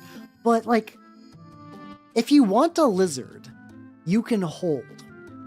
I would legitimately suggest a snake, like a ball python. Like they're like previous reptiles I'd have. They don't want to be held. They don't want to be there. They want to get the fuck out of there because they're like, you know, even snakes aren't developed enough to really be like, this is a creature that I either hate or love depending on various complex emotions.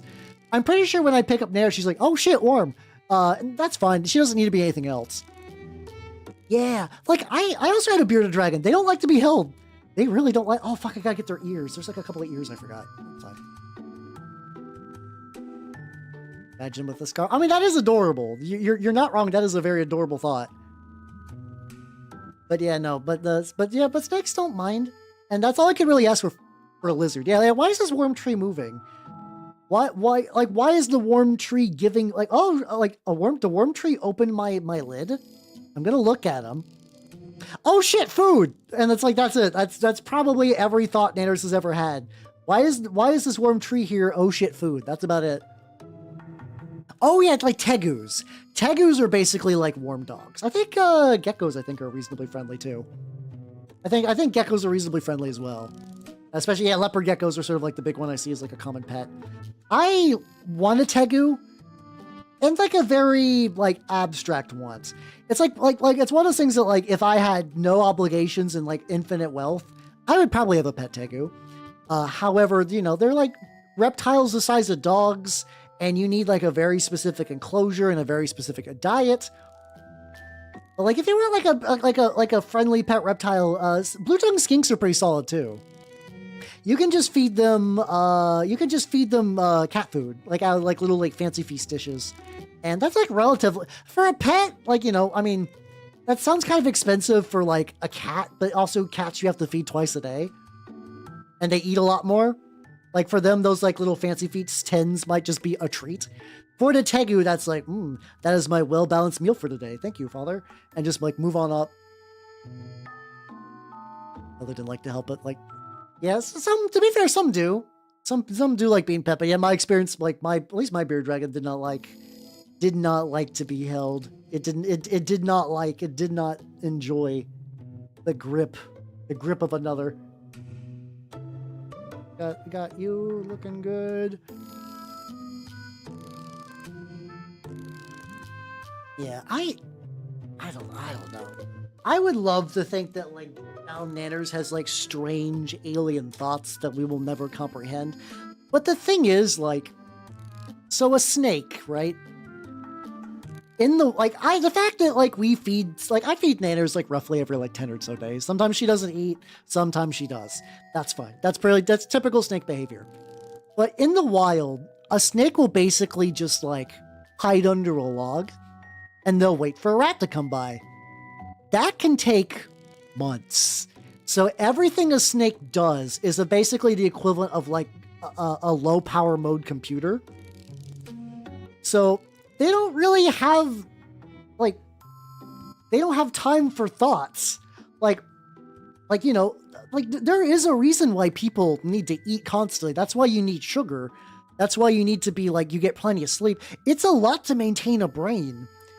Especially one that it's, like, a smart brain. Like, everything that's basically, like, reasonably intelligent in the animal kingdom requires, like, a pretty, like, rigorous and, like, constant diet.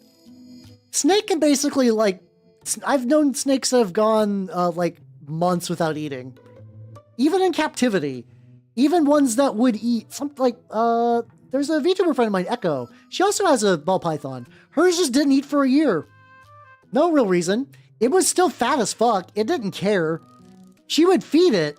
It just didn't eat. See, I don't think it's a universe in slow mode. I think it's just like I said, the bare minimum you need. Like, you just need to be an ambulatory tube to be a successful snake. And there's nothing wrong with that, you know. You just have to be a tube that sometimes can eat food. That's it. That's all you have to do. Like, it's in the same way that's like, have you ever kind of heard that argument of like what's the most successful species on planet Earth? And like, a lot of people would be like human, right? You know, humans live everywhere and they, you know, they take over a lot of stuff. But yeah, no, like ants. Think of how much ants got going on. There's like a bubble and then like some stuff around it. Like, think of how many ants there are per person. And what do ants like are ants like reasonably intelligent for an insect? Yeah. But like, think about just the level they're on. Or yeah, plankton. Like, you don't have to be smart to be successful. And like, listen, I would love to know that, like, when I hold Nanners and give her a little kiss on the back, that she can comprehend love. But it's fine that she can't. I understand. I understand that I am a bunch of sapient goo in the general shape of a living person that can process the world in ways that she could never comprehend. And for her, she's just like warm. And that's it. That's all I need, you know? Yes, and the plankton just absorb light. That's all they got. It's definitely that kind of like anthropomorphization of animals. And I don't think there's anything wrong with it. It also is funny to think of anthropomorphization not in the context of furries. It's just funny thinking about that, because usually when you think about that word, it's like, oh, what animal did a furry turn into, like a person? Yeah, I mean, it's like fun and polite to think of it that way for sure. Yeah, no animal has made Cool Ranch Doritos tacos. Not yet, anyway. Someday.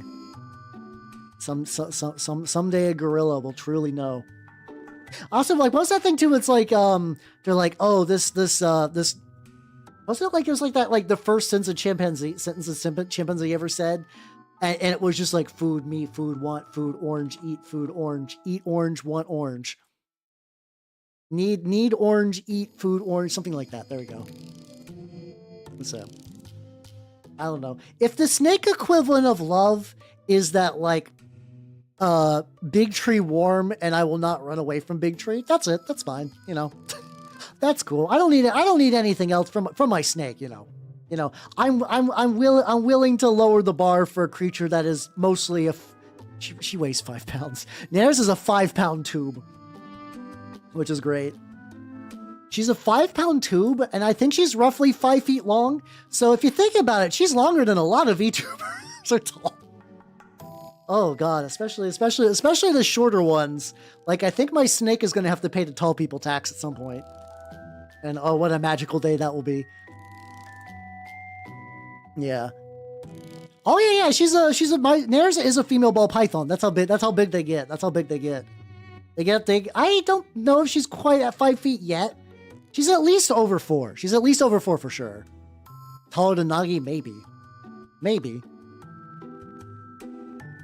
It's the steak equivalent of love is warm and food. I mean, I'm not gonna lie. There is a certain component to my version of love that is warm and food.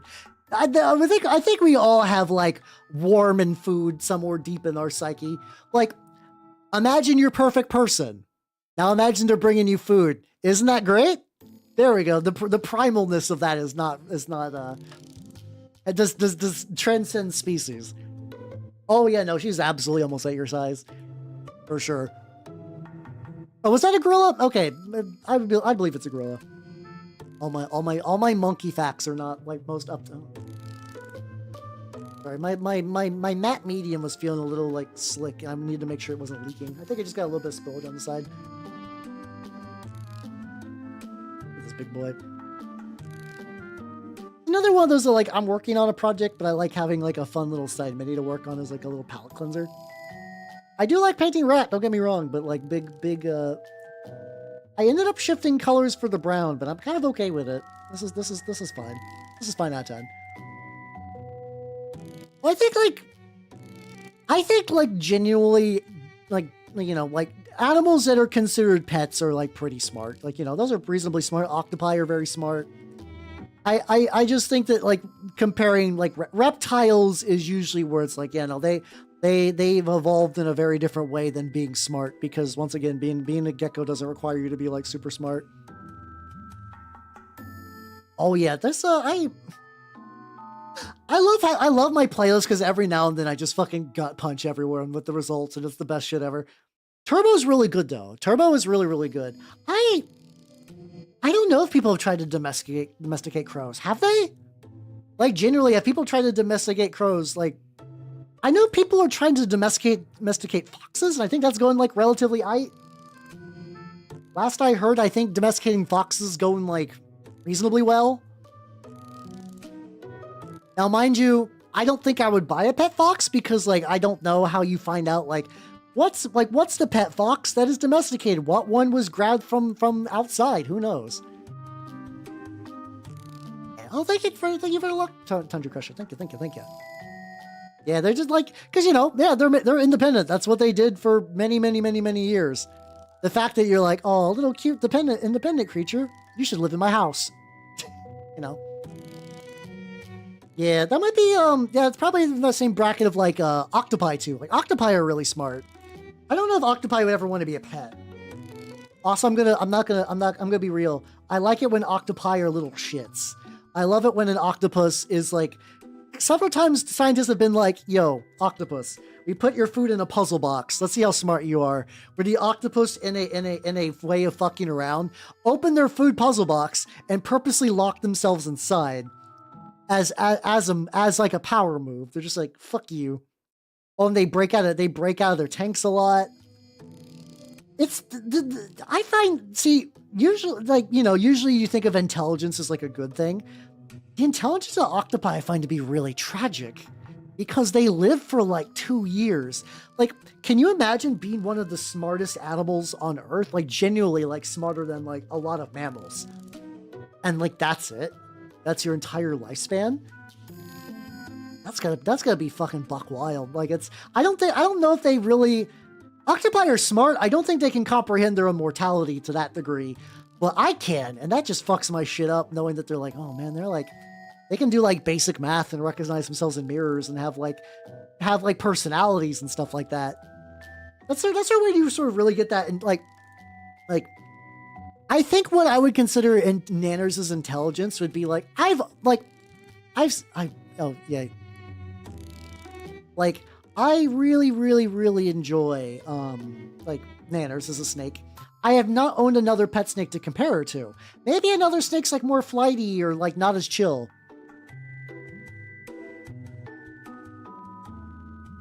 They could be Pikia.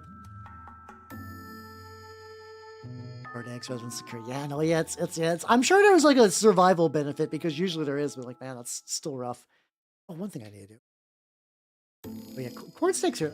God, this is the most... let me mute this ad just to make sure.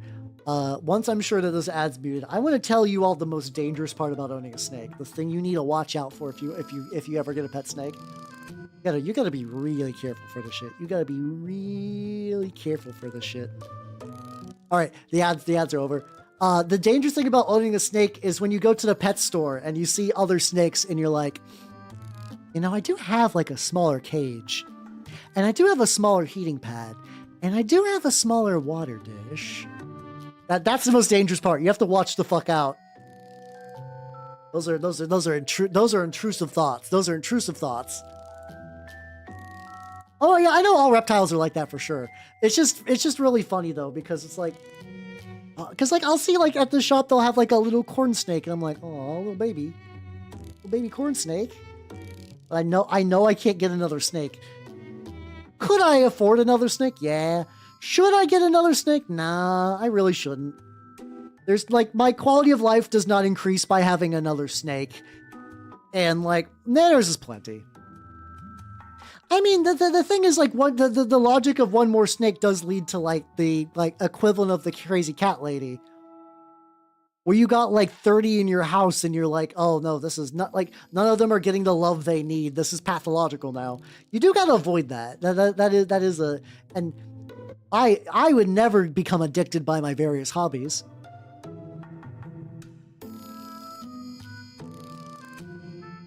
So you see why I'm a little reticent for getting another snake.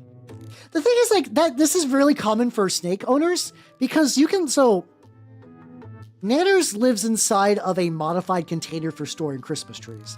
That's not that weird for snakes. Like you can get like really, really ritzy, like, you know, super cool glass cages and whatnot, but they're not really needed. She's got all the air holes and like kind of like setup and stuff she needs to like have a good and rich, fulfilling life. But the thing that's dangerous about those enclosures, for the smaller ones especially, is you can stack them. You can stack them and you can do like multiple layers of heating units. You can put them on a big old rack. It's space efficient to own like 6 or 7 snakes. No, I don't need to fucking do like Morbius for snakes. I don't need to do that shit. Also, I will say also though, being bitten by a snake isn't bad. I've been bitten by Nanners once and it was my fault. That was back when I was trying to wiggle food for her and she missed and I was trying to like drag away the rat for round 2 and in her like feral reptile brain was like, he tried to steal my fucking food and bit me. It didn't really hurt because she's got like rows upon rows of needle teeth. So like it just basically went like in and out because her teeth aren't for like chewing, they're for gripping. You want to hold on to a thing so it doesn't move. She just kind of bit me and I was like, oh, unfortunate. Like, was it like a little sore? Yeah, but it wasn't the worst. Like people would be like, oh my God, you got bit by a snake? It's because I was literally trying to like take the little dangly thing, move it around and bring it back for round 2. I was ready for round 2 to like get her to eat this fucking food. And she was, you know, oh, he stole my food. He stole my food. And then struck. Not a big deal though. Oh God, same. There was somebody who did a really, really good Uma Musume like Come On Slam remix recently. I can play that. Which is I still love these. I love all of them are very, very good. I can put that one up. It's like way farther. This is not like, I don't think this really quite reaches the classics, but I do think it's very fun. Did I put that in my anime playlist? I think I did that.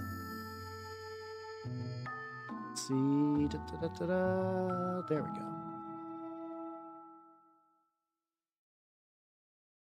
There we go. Here we go. Yo, oh yeah, yeah. I mean, those would hurt because of the poison, but even like the bite itself isn't too bad. Yeah, every now and then you still get some. Ray, holy shit, my dude, hell yeah! I fucking black and yellow sketch is so fucking good, so fucking good. Nankiniko is, I don't know why people sleep on Nankiniko. Like, listen, I like Triple Q. Sylvagun is fine. They get jerked off on the regular. Why does no one ever bring up Nankiniko for anime mashups? Everything he does is amazing. Like I might play more of his music after this. Like legitimately, like they'll take this hipster song that you've never heard of from like 2012 and just like make the most beautiful anime mashup you've ever heard. Black and Yellow Sketch is probably his most recognizable one. He's did a Chunibyo one too that I think got like reasonable amount of views. Otherwise, all of his stuff is like, I guess not super well known. There we go. Let those dry a bit. Start gluing. I think I want to start gluing the rats to the bases, so I can kind of do a little bit of planning for that.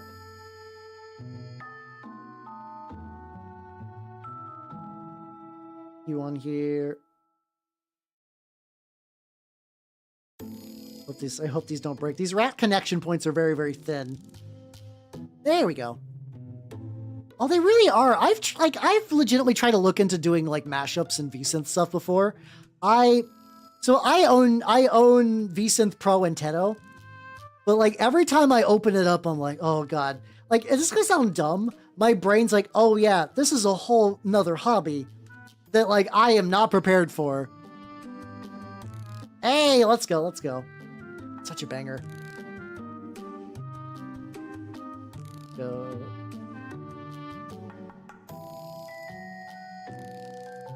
Oh, speaking about kind of like, at this point, I think it's been a couple of years ago for like, Ray and Ari, because I think, no, both like, or for people like, I didn't find out until like maybe like a year or two ago that straight up, the Sado Zetsubo Sensei band put together a like reunion song called Adekata, and I think it's their best one. I think it's subjectively their best one.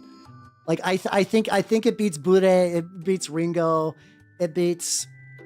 I'm blanking on the last one. Yeah, it's really banging. Yeah, I'll play this one through and maybe skip to it. See. Oh yeah, it's like a whole other thing. Yeah, okay. I'll wait till this is over and then I'll try to find it.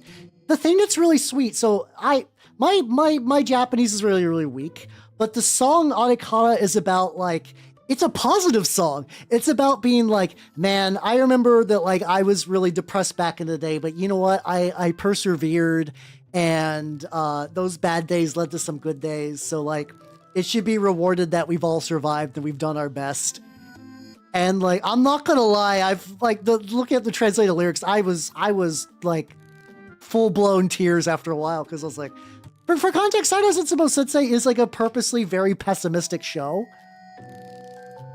It's a very pessimistic show with like, you know, you get like a little bit of like flashes of optimism stuff, but it's kind of like all the song. The premise is the main character wants to kill himself and gets stopped multiple times, and then that kind of turns into comedy.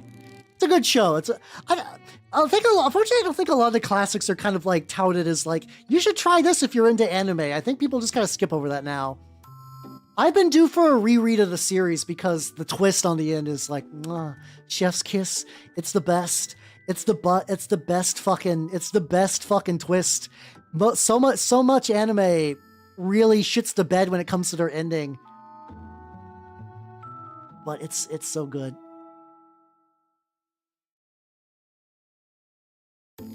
The problem is, it's like the song is in Jap. There we go.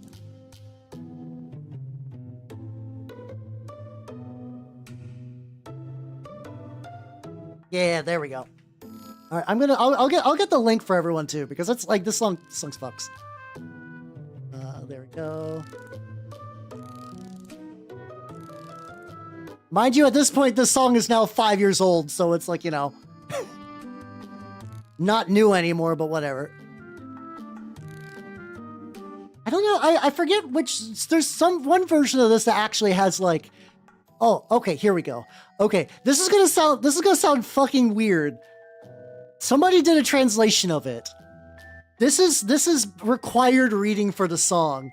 The lyrics in English. It's really good. There we go. Hey, thank you. I like Beta Healing Lead. This is the song designed to make geriatric otaku weep. To be fair though, I found this out on accident.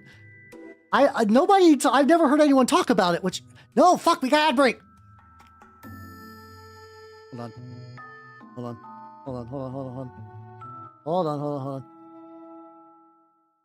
There we go. Hold on, Choto Damate. Choto Damate. I'm gonna wait till the ad break is done because I don't want anyone to miss I mean, mind you, it's gonna be really quiet. I know I keep the music pretty quiet on my end, but like, you know, I wanna have that ready for everybody. Let's see, let's go ahead and do Alright, we're back. Yippee. I'm also So this guy's got like itty bitty little rats by his feet, and I'm really debating just clipping those fuckers off. There we go. Yeah, let me. It feels weird, but like, I actually don't think the little like. Oh, this is the only one that has feet rats. Okay.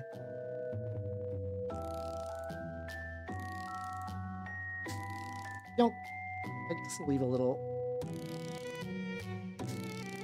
I can kind of, I'll probably just put some dirt over it later and that'll be fine. Yeah, no, it's everything hits like a ton of bricks. It's a real fucking good, like...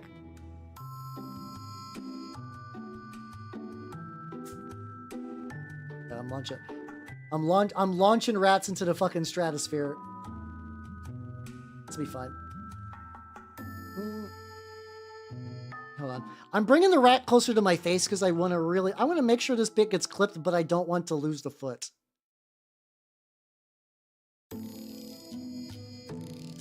Hey, there we go. Sick. Let's go. How you doing, Lord of Bones? How you doing? Oh yeah, no, the song's good, don't get me wrong, but I do think it loses its oomph without the translated lyrics. I think you need that as a like supplemental reading.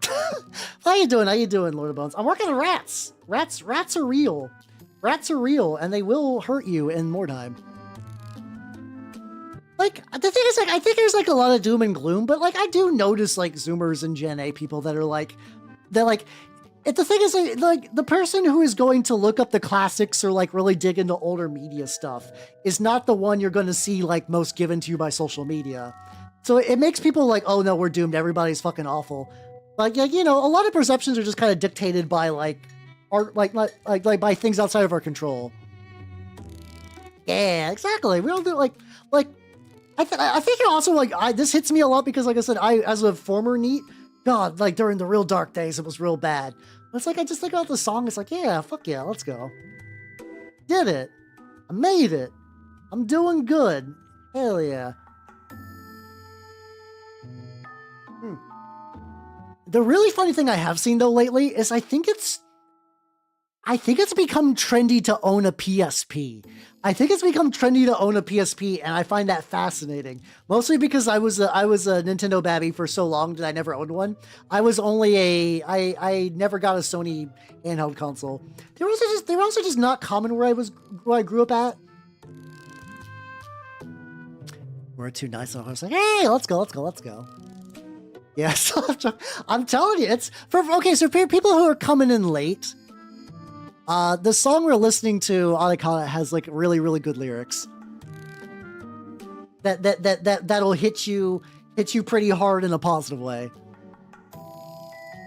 Yeah, oh, it's an aesthetic for sure. And I know a lot. There are some people that I've seen genuinely. There's a VTuber named Yuffie.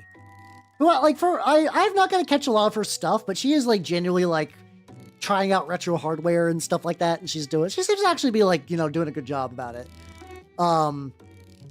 It is really funny when someone's like, man, I miss how it used to be, and someone's like, that image is from listen, I understand that Serial Experiments Lane was a good show, but it's kind of weird that all your examples are just Serial Experiments Lane.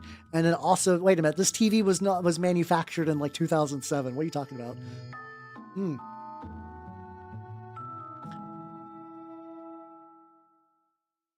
Yeah, I do think that like there are people like there's people, younger people that are doing like sort of like retro revivals of like old web rings and stuff like that. So like there's like stuff is happening. Like it is. I do think people are legitimately trying. It's just that we'll never see the trying in any like meaningful capacity just because of the way the internet is structured these days. Like I'm not going to go into the personal blog as someone who is like, and like, especially because like I don't have a strong urge to look into the personal blog of like a 13-year-old girl, but somewhere out there's a 13-year-old girl that's like figuring out like old anime's cool, and then also like, you know, like enjoying stuff. I don't want to interact with her, but knowing that that person's out there is like, yeah, hell yeah, let's go. Yeah, and like, yeah, I think it's doing good. I will be forever hope-pilled because that's just the way my brain is put. That's just how my brain is. I must be hope-pilled because I do not have another setting. Teen girls. I need a little bit more medium on this. Not too much matte medium. I've been trying to switch away from, I do like mixing my, like thinning my paints with water, but thinning my paints with paint medium has really been really nice. I need to get into like more consistent habit. The games, oh god, yeah, I don't know. Some of the hardware stuff is neat, but I will see like a ripped open console. I'm like, oh no. I still have an inherent fear response to that. Yeah, I think it's like, it's, I think about this sometimes too, where it's like, that kind of culture of like, you are a teenager, you're online, people who are online at the moment are enthusiasts, and you want to fit in with the enthusiasts, so you act like an adult. And like that mindset is sort of not as popular these days because, like, you know, a lot of times it's easier just to be like, you could, a lot of people have been just kind of raised it like, yeah, no, I'm 13 and I like, I don't know, Has Been Hotel, and I'm going to let you know about it loud. It's not like those people didn't exist when I was younger, you know. But there's also like places like certain communities in like DeviantArt or whatnot, or like Gaia Online, where people could sort of just congregate around people of their age group and whatnot. How you doing, this? How you doing? How you doing? I strapped to their back. It would be fun to give one a knife. They can't use the knives in game, but that would just be sort of fun just to have like at least one. Yeah. I like better. Yeah. Yeah, it's such a nice song. Now, also, I'm gonna be honest, this is the only good thing to ever come out of Genshin Impact. I really fuck with this song. I really like this song, but it's the only thing that I enjoy that's come out of Genshin Impact to this day. The one positive thing. Yeah. I'm sure things are still happening. I just think that like the things that were hidden in sub-communities will remain hidden in sub-communities that we won't know about. And whether those communities are on like a Discord server or somewhere that we just don't have access to them, I don't believe they're entirely gone. Stuff like that. Is it? Oh, sorry, my bad. Okay, then nothing good has come from Genshin Impact. And then one thing good came out of ZZZ. Okay, there we go. Thank you for the correction. There we go. I don't want to give Genshin any praise if I don't gotta. If I don't gotta. Yeah. Yeah, I think it's I like. What's it called? I think it's like, have you guys kind of heard that like concept that I've seen some people talk about of like internet as a place versus internet as like a like extension of the world, and it's basically the idea that like the idea that internet used to be a place that you would go to. You would sit down on the internet chair and get on the internet and do internet specific things. And now internet's sort of tied intrinsically to real life. I think a lot of those interactions that we used to have growing up make a lot more sense in that context. So like, if you kind of go with the idea, a lot of people are like really like, you know, like there are places where somebody who is a teenager can interact with somebody who is adult in a totally safe and like not weird way. Like at a game store, like, you know, if you're going to go play like Magic somewhere, like a Friday Night Magic, you can sit across the table from someone who's 15, have a cordial game with them, and like nothing weird's happening there.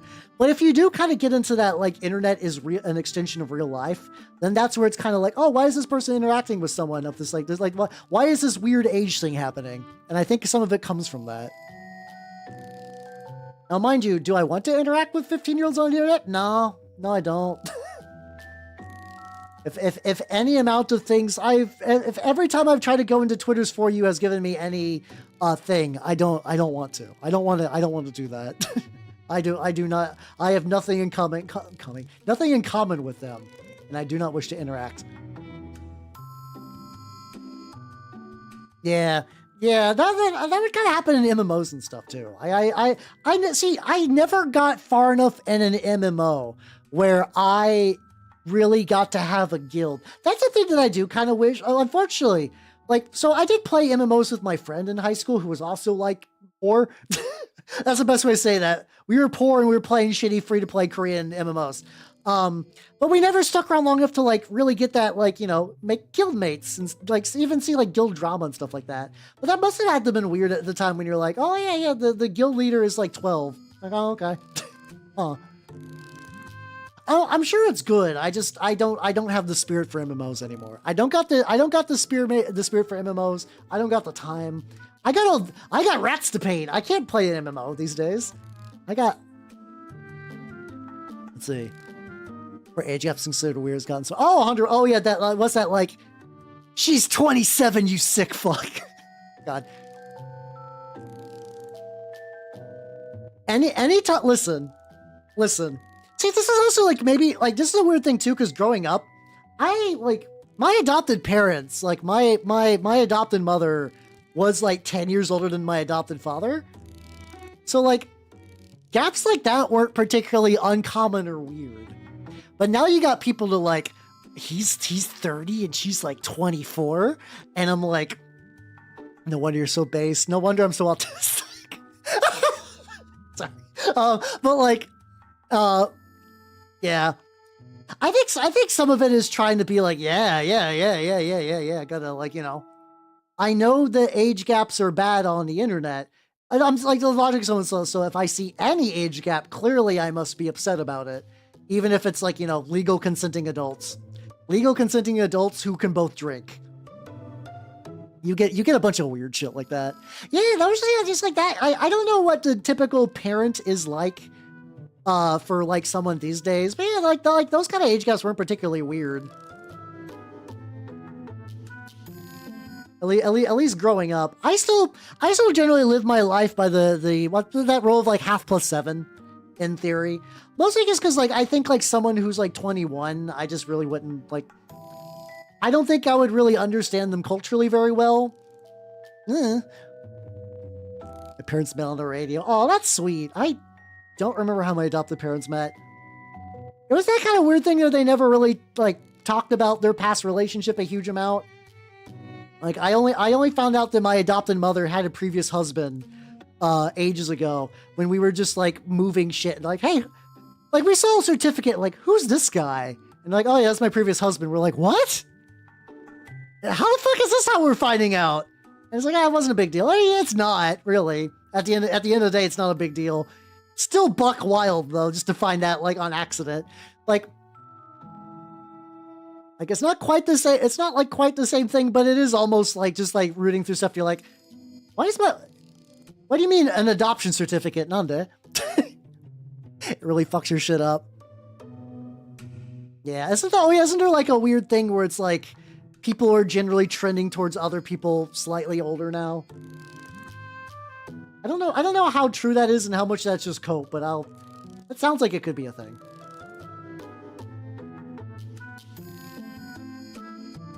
Really get like a couple little bits of fur on this bad boy. Probably a couple layers on there too, but I'll be fine.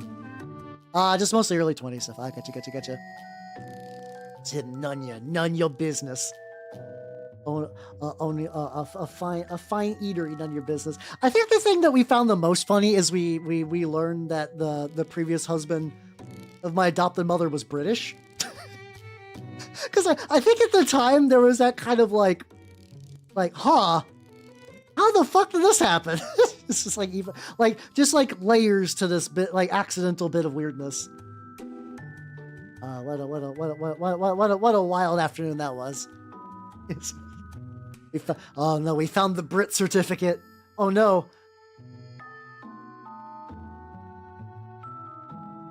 Yeah, it makes me sad. Yeah, it's that is a little sad that like I don't know how you even like. Would you just like point at like I know Hypnospace Outlaw is kind of like a joke. I like it. I like Hypnospace Outlaw, but it's like a very exaggeration version of the older. I still think it's probably the easiest. Like here's this game, play this game. It's going to be, you know, like comedic and sort of hyperbole. But it will give you sort of a vibe, a general idea of kind of what things were like. I need to finish. I streamed Hypnospace like once, but I got caught on like some puzzle. I wish I was like, it's weird. I'm like pretty, I don't know. I get caught on puzzles a lot in games because I tend to overthink. I'm too smart for puzzles. No, but for real though, I tend to overcomplicate like every puzzle solution. It's amazing that I beat the first 3 Silent Hills without like really any hints. It's not that flashy. Like, I mean, there's like, you know, there's kind of like goofy bits and whatnot, but like you do see like, there's a bit where it's like this old biker guy made like a website for his like deceased wife. And it's like, oh, this reminds me when people would get like little GeoCities pages that were just like a shrine site, legitimately. Like, I think like shrine sites aren't really a super thing anymore, because you just kind of just like post a bunch on someone, a dead person's Facebook page and be like, Uncle Wallace? I don't know. I just think of like an uncle name. Uncle Wallace, we miss you. It's been 10 years since you're gone. But prior to that, you would put together like a little like photo book page on the internets. And that's, I'm sure some people do that, but like it's not super common, yeah. What era was old internet? I think Hypnospace is specifically like World Wide Web era internet, not like Usenet and era. Where like you would have a browser and like you could actually kind of like, it was that when like internet was like commercially viable for like your regular person to get into. I can see why you're asking for clarification, because like Usenet was before my time, and I know that was a very different era of the internet. That sounds like fun. Yeah, Web 1.0. Yeah. Well, apparently web rings still exist. Like there are like, cause you get like, the thing is, it's weird to think about. Like, you know how people are like retro nostalgic for a lot of things? There are people that are retro nostalgic for those like old web rings. Like people have made web rings communities in like 2025 with a lot of that stuff you're missing. Mind you, like the content of like the stuff that they're like doing their equivalent like little micro journal about is different. Like they're not like, it might be a website that looks like very convincing, but they will talk about like Has-Been Hotel. I don't think that's like a bad thing, mind you. I'm just saying, like, you know, that's what they know. And it's interesting. It's interesting. I'm like not super browse this community myself. I know several of them exist. Yeah, I think Angel Fires and GeoCities do exist somewhat. Oh yeah, there's a, hold on. I bookmarked it for a while. There's like a random GeoCities or like Angel Fire like link somewhere. Yeah, you get that little bit of like slightly off-kilter reality where it's like, this looks familiar, but what is all this? I'll just save this. I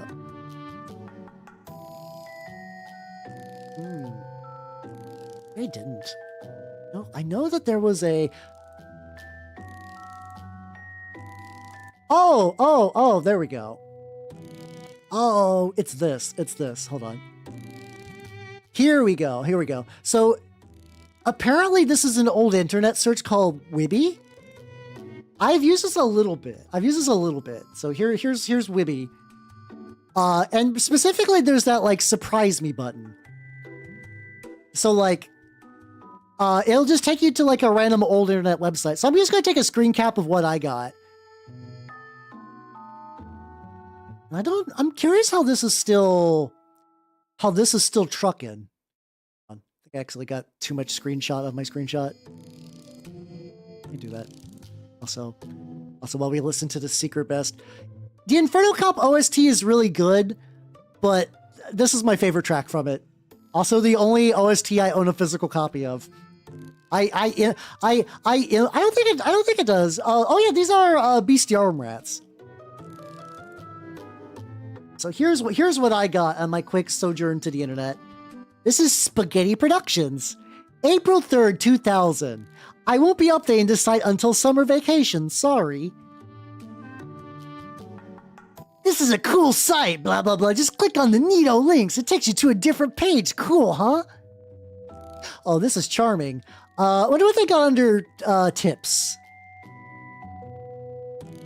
Oh, are they talking shit about Visual Basic? Oh, fuck yeah, let's go. 1. Never use VB. Submitted by all Satan programmers everywhere. Number 2, C1. Number 3, C2. It's a fucking Visual Basic shitposting site. Oh, beautiful. Oh, beautiful. Magical. Magical, magical, magical. Oh, baby. So there's a mini provider named Bestiarm that makes these rats, and I think they're just called like jumbo plague rats. Hold on. I'm not gonna spend all the time here. But I did go to dinofish.com.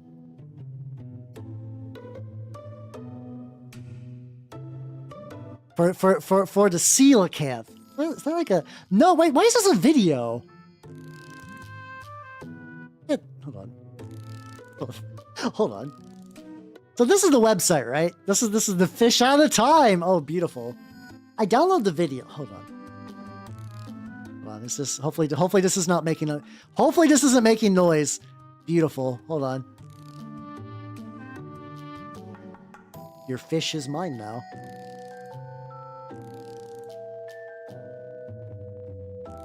Beautiful art. I do like the fish out of time thing. Don't get me wrong. As somebody who's used Visual Basic before, it's fine. You could do a lot worse. I don't get the anger. Programming it does kind of suck dick. It does. But like, that's fine. Sorry, Dopo. Sorry, Dopo. I'll leave Biscuit Olivia there though. That's fine. At Jesus side. Oh, there we go. Yeah, I have to imagine that it's like somebody bought like a bunch of these old like GeoCity, like they bought like, I don't know, like it's probably takes very little space to actually maintain them. So you can kind of just like let it float for a while and not have it be a big deal. A really quick part of the rat painting. So this rat's got some big old, you know, hold on. I'm getting mixed up. Let's work on the fur on this guy first. This guy's got the one with the fucked up little hands. I just need to put some dirt over. That won't be the biggest deal. Yeah. I mean, the thing is, like I cannot imagine it would be that expensive to host a site like that. Yeah. Oh yeah. No, this is like, I'm not gonna lie. The online person of me is like, I wonder if this will just be like a fun stream. Just like old web surfing Zatsu. Put on some 3D glasses. Let's fucking just chill on the old internets. You know, definitely like test it off screen first to make sure that we're not finding like somebody's like. Sometimes the Wild West of the old internet was the Wild West of the old internet. As they're like, hey, here's a dead person. You're like, oh no, I can't show that on screen. I don't want to show a dead person on screen. Oh, this is like a cool mummy. Or corpse VTuber. She's a cool dead person I'd show on screen. No. Different website. Ari, that's literally the fun part about being a VTuber. Like, I understand you want to play Mega Man, but you can just do that. Oh yeah, right. I have a ton of Yuka on here. The funny thing is somewhere in this playlist on accident is a 30-minute Yuka concert that I just forgot that was just uploaded in its entirety from Yuka. Yeah, because I think we talked about that, like Yuka, and we just like Yuka and like Jocho and stuff like that. Just the good music do be good. The funny Birdmalls, you reminded me, I did that. When I was younger, my computer got a virus because my sister downloaded like 8 million MySpace toolbars, and I found the virus program. So I remember I put it on a floppy disk. So I was like, I'll have this in case I need it. I didn't do anything with it. I didn't do anything with it. I just literally put a virus on a floppy disk. Like, they'll rue the day when I unleash this captured virus. I wasn't even like that kind of kid either. I just thought it was neat. I think it's just that inherent, like I grew up with Pokemon. So the idea of taking something dangerous and putting it in a little case that I can look at is just sort of primordial to the way my brain works. My brain was raised on the logic that like, if something's dangerous, put it in a little box and you can own it. You know, it's a good life lesson that I will never betray me ever. Never, never, never, never, never. And that's why I like Jedi. No, that's a stupid joke. Yeah. I think we talked about her like ages ago, though. To be fair, I've given up trying to put specific dates on anything in my life anymore.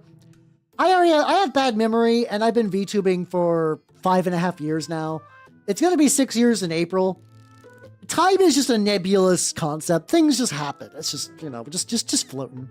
I miss the old internet too. I think I gotta use the internet very, very little during a lot of this primordial era. Oh, it was wonderful. Probably, maybe it's for the best that my family didn't get decent internet until like I was like maybe a bit older. I don't know. Yeah. Oh yeah. No, Ivan. I have, in VTubing terms, I'm fucking ancient. I got into VTubing before Hololive E and Gen 1 came out. I was V-roiding it back in the day before, like, back when, like, VTuber Deet was still trying to get tech to make V-roids look not like shit. God bless that Frenchman for doing his best. Yeah, exactly. Yeah, Pokemon taught me that lesson. That has never failed me. I mean, I think did Deet retire? I feel like Deet retired. I don't know. There's a bunch of these like God, you know what's been bugging me lately? There is a VTuber that I used to watch ages ago on YouTube. She was a Japanese VTuber who spoke very little English. She was like a mousing VTuber and she would play guitar. I don't remember her name. I cannot seem to bring her up in my YouTube history. I never donated any money, so I don't have like a receipt.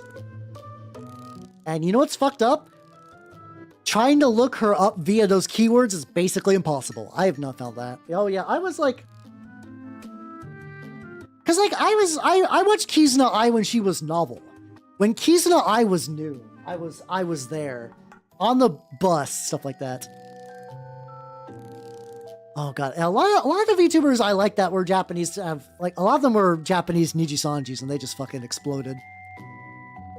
Bad because people are like, no, Suzuhara Lulu, she's still active. I'm like, it's really not the same. I'm sorry. I understand the mindset and trying to be nice. And like, I don't think reincarnations are inherently terrible either, but like, there are certain dynamics that like, I thought Coco was fine. Keisan does nothing for me. Like that's just kind of like one thing. Yeah, I'm old. I like it though. It's fun. It's been nice. Yeah. So how you doing, the man? Welcome. How you doing? How you doing? I'm applying dirt to rat while thinking about old internet things. I'm gonna apply dirt to rat. Specifically because this one's got like a little bump on the foot. That I figured if I get some dirt texture on there, it'll hide that. You know, this is gonna be in Mordheim, so if it's like a little dirty, it's not a big deal. Like, the vibes are very different, yeah. Like, one thing I liked about Coco was her interaction with Kanatan. I do like Kanatan. Kanatan's a very good VTuber. Even then, I just don't watch a lot of holos these days. But, like, that was, like, a very nice dynamic. And unfortunately, once that's gone, it's kind of rough. And, like, Suzuhara Lulu's reincarnation would do, like, face cam stuff, which, once again, I'm not, like, morally opposed to, but it's not, like, what I'm into. I'm not a big face cam enjoyer. I don't mind, like hand cam stuff is cool because you're doing, like, a craft. But I don't really do face cam at all. There we go. His feet are covered in dirt, as was needed. Oh, does she really? I don't know much drama other than her being like Reddit Dragon and the whole like Chinese Hachama like saga. I don't know much beyond that. Also just because like drama doesn't really super interest me a huge amount. Now I just kind of find out about drama where it's like, oh, this VTuber came back. Isn't that wild? I'm like, and it's like, people are like, man, I can't believe VTubers are so full of drama. Like, my dude, please. Literally everybody doing online is like this. And I assure you, you're not going to ever watch any of the VTubers that don't do this.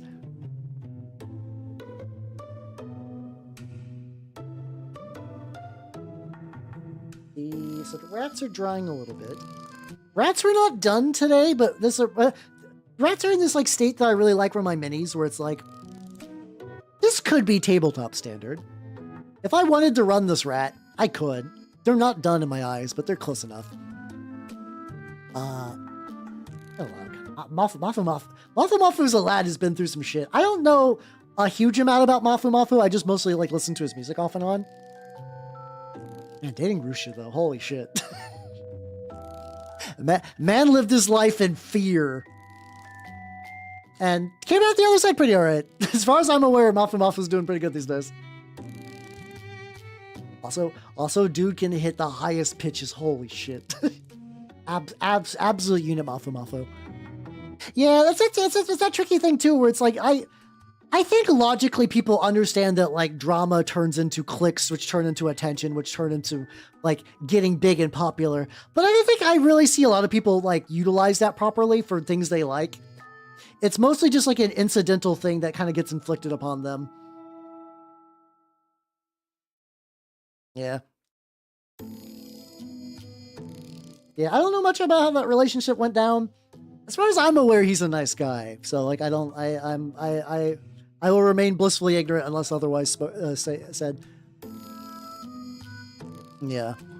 But there we go. I gotcha. Suse. Oh, fucking man. Like I said, this fucking Doki Bird and Doki Mint stream was the first time because part of me was also really curious about Mint, because I have kind of noticed that people are like, a lot of people have been ride or die for Mint for a while. I'm like, I can kind of see it the more I see clips for. I don't think it should ever be like my big thing, but like I've generally been enjoying like the little bits I've seen of her.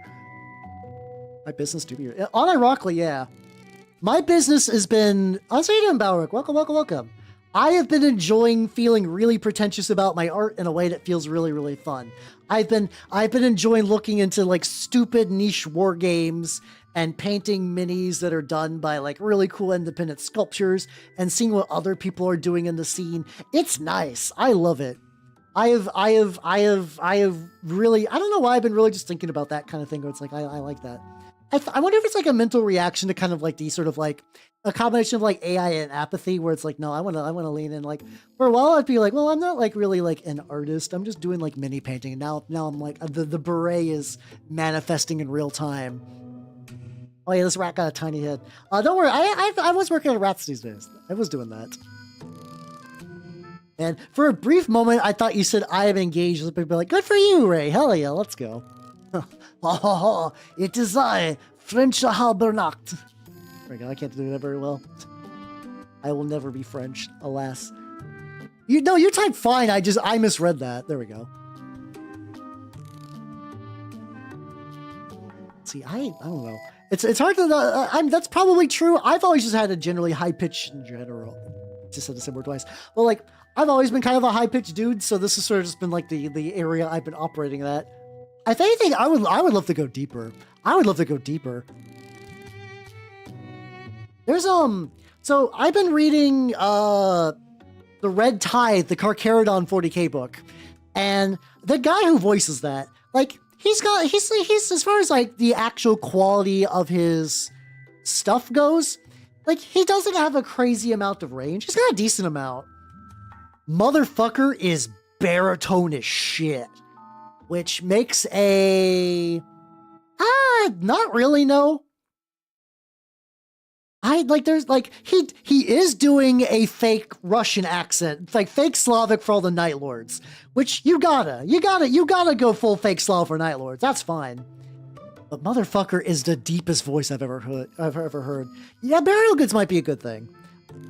Like, it's also tricky because I know sometimes a deep voice is because Corpse Husband had like a deep voice because he had like a throat condition where he's just like, yeah, no, my vocal cords are dying, but it's causing me to speak in this deep register, so people are getting fucking moist.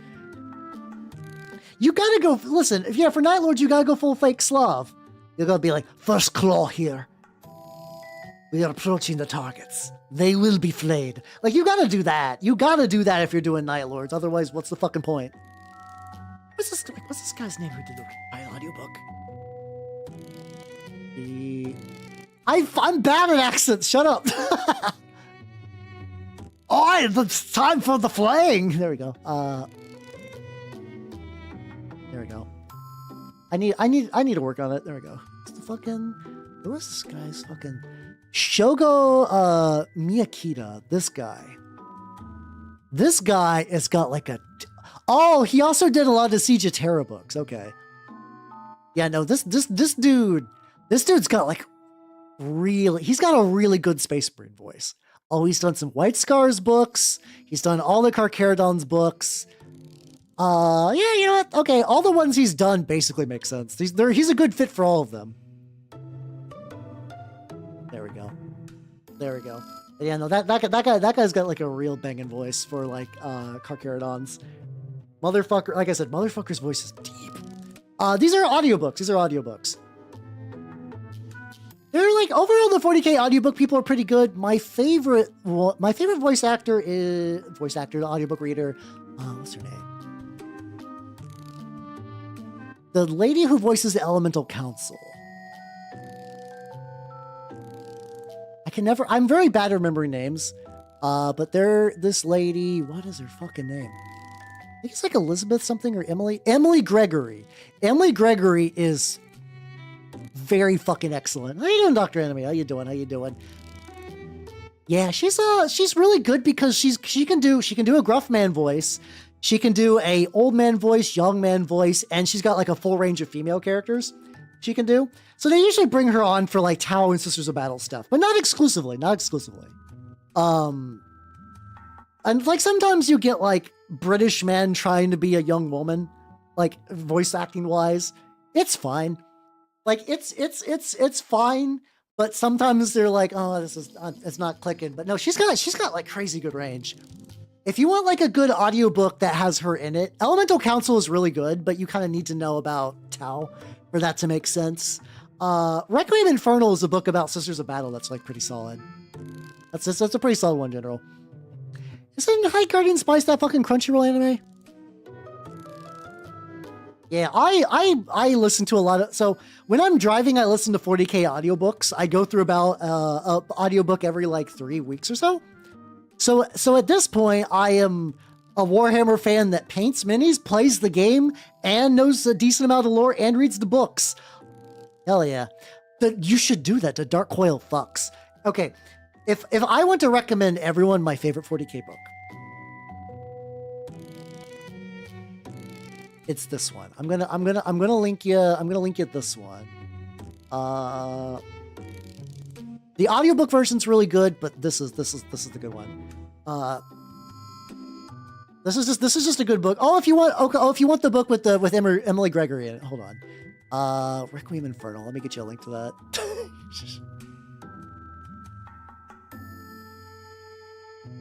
There we go.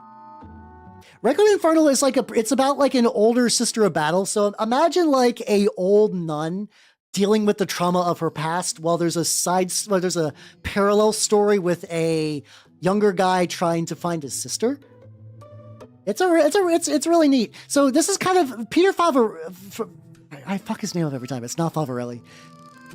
It is Peter. I have a really bad problem that if I misremember a name, my brain will be like, that's your name now. That's why it keeps calling Doppio. Because that's why I accidentally wrote the name down in my brain is. Peter Favorelli.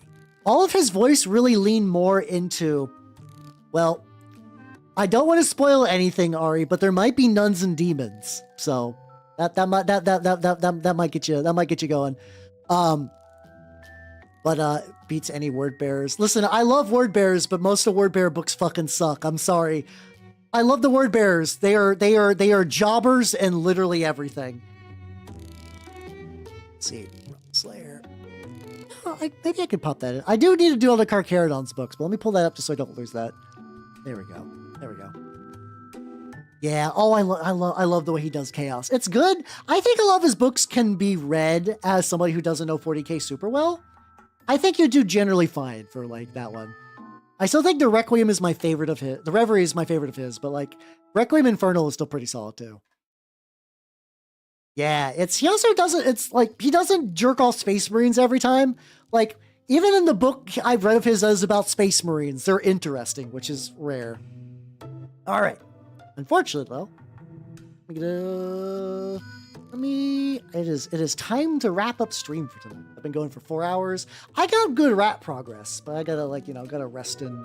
I also feel my voice getting a little scratchy. So let's wrap this bullshit up. Yeah, he also does like space. he does Space Marines as like warrior poets, which I really, really like. The idea of like, in order to not become like hideous berserker people, they just kind of channel all that energy into like art and poetry and literature and stuff like. It's a really cool idea, but wow, it's really neat.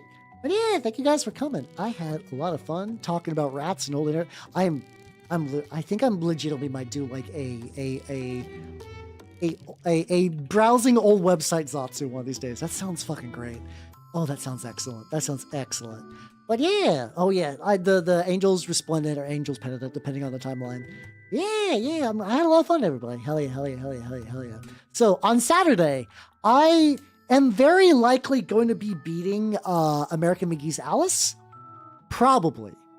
I think there's only about 3 hours left. If there's more, I might go long for that one. Legit, I love recommending 40k books. I've read enough that I could generally recommend most people most things. So fuck yeah, let's go. And if I finish Alice early, the plan is I want to play Space Funeral because I think that's going to be like 45 minutes and seems neat. And on Sunday, I've been shifting my schedule a bit earlier, so I end a bit earlier now.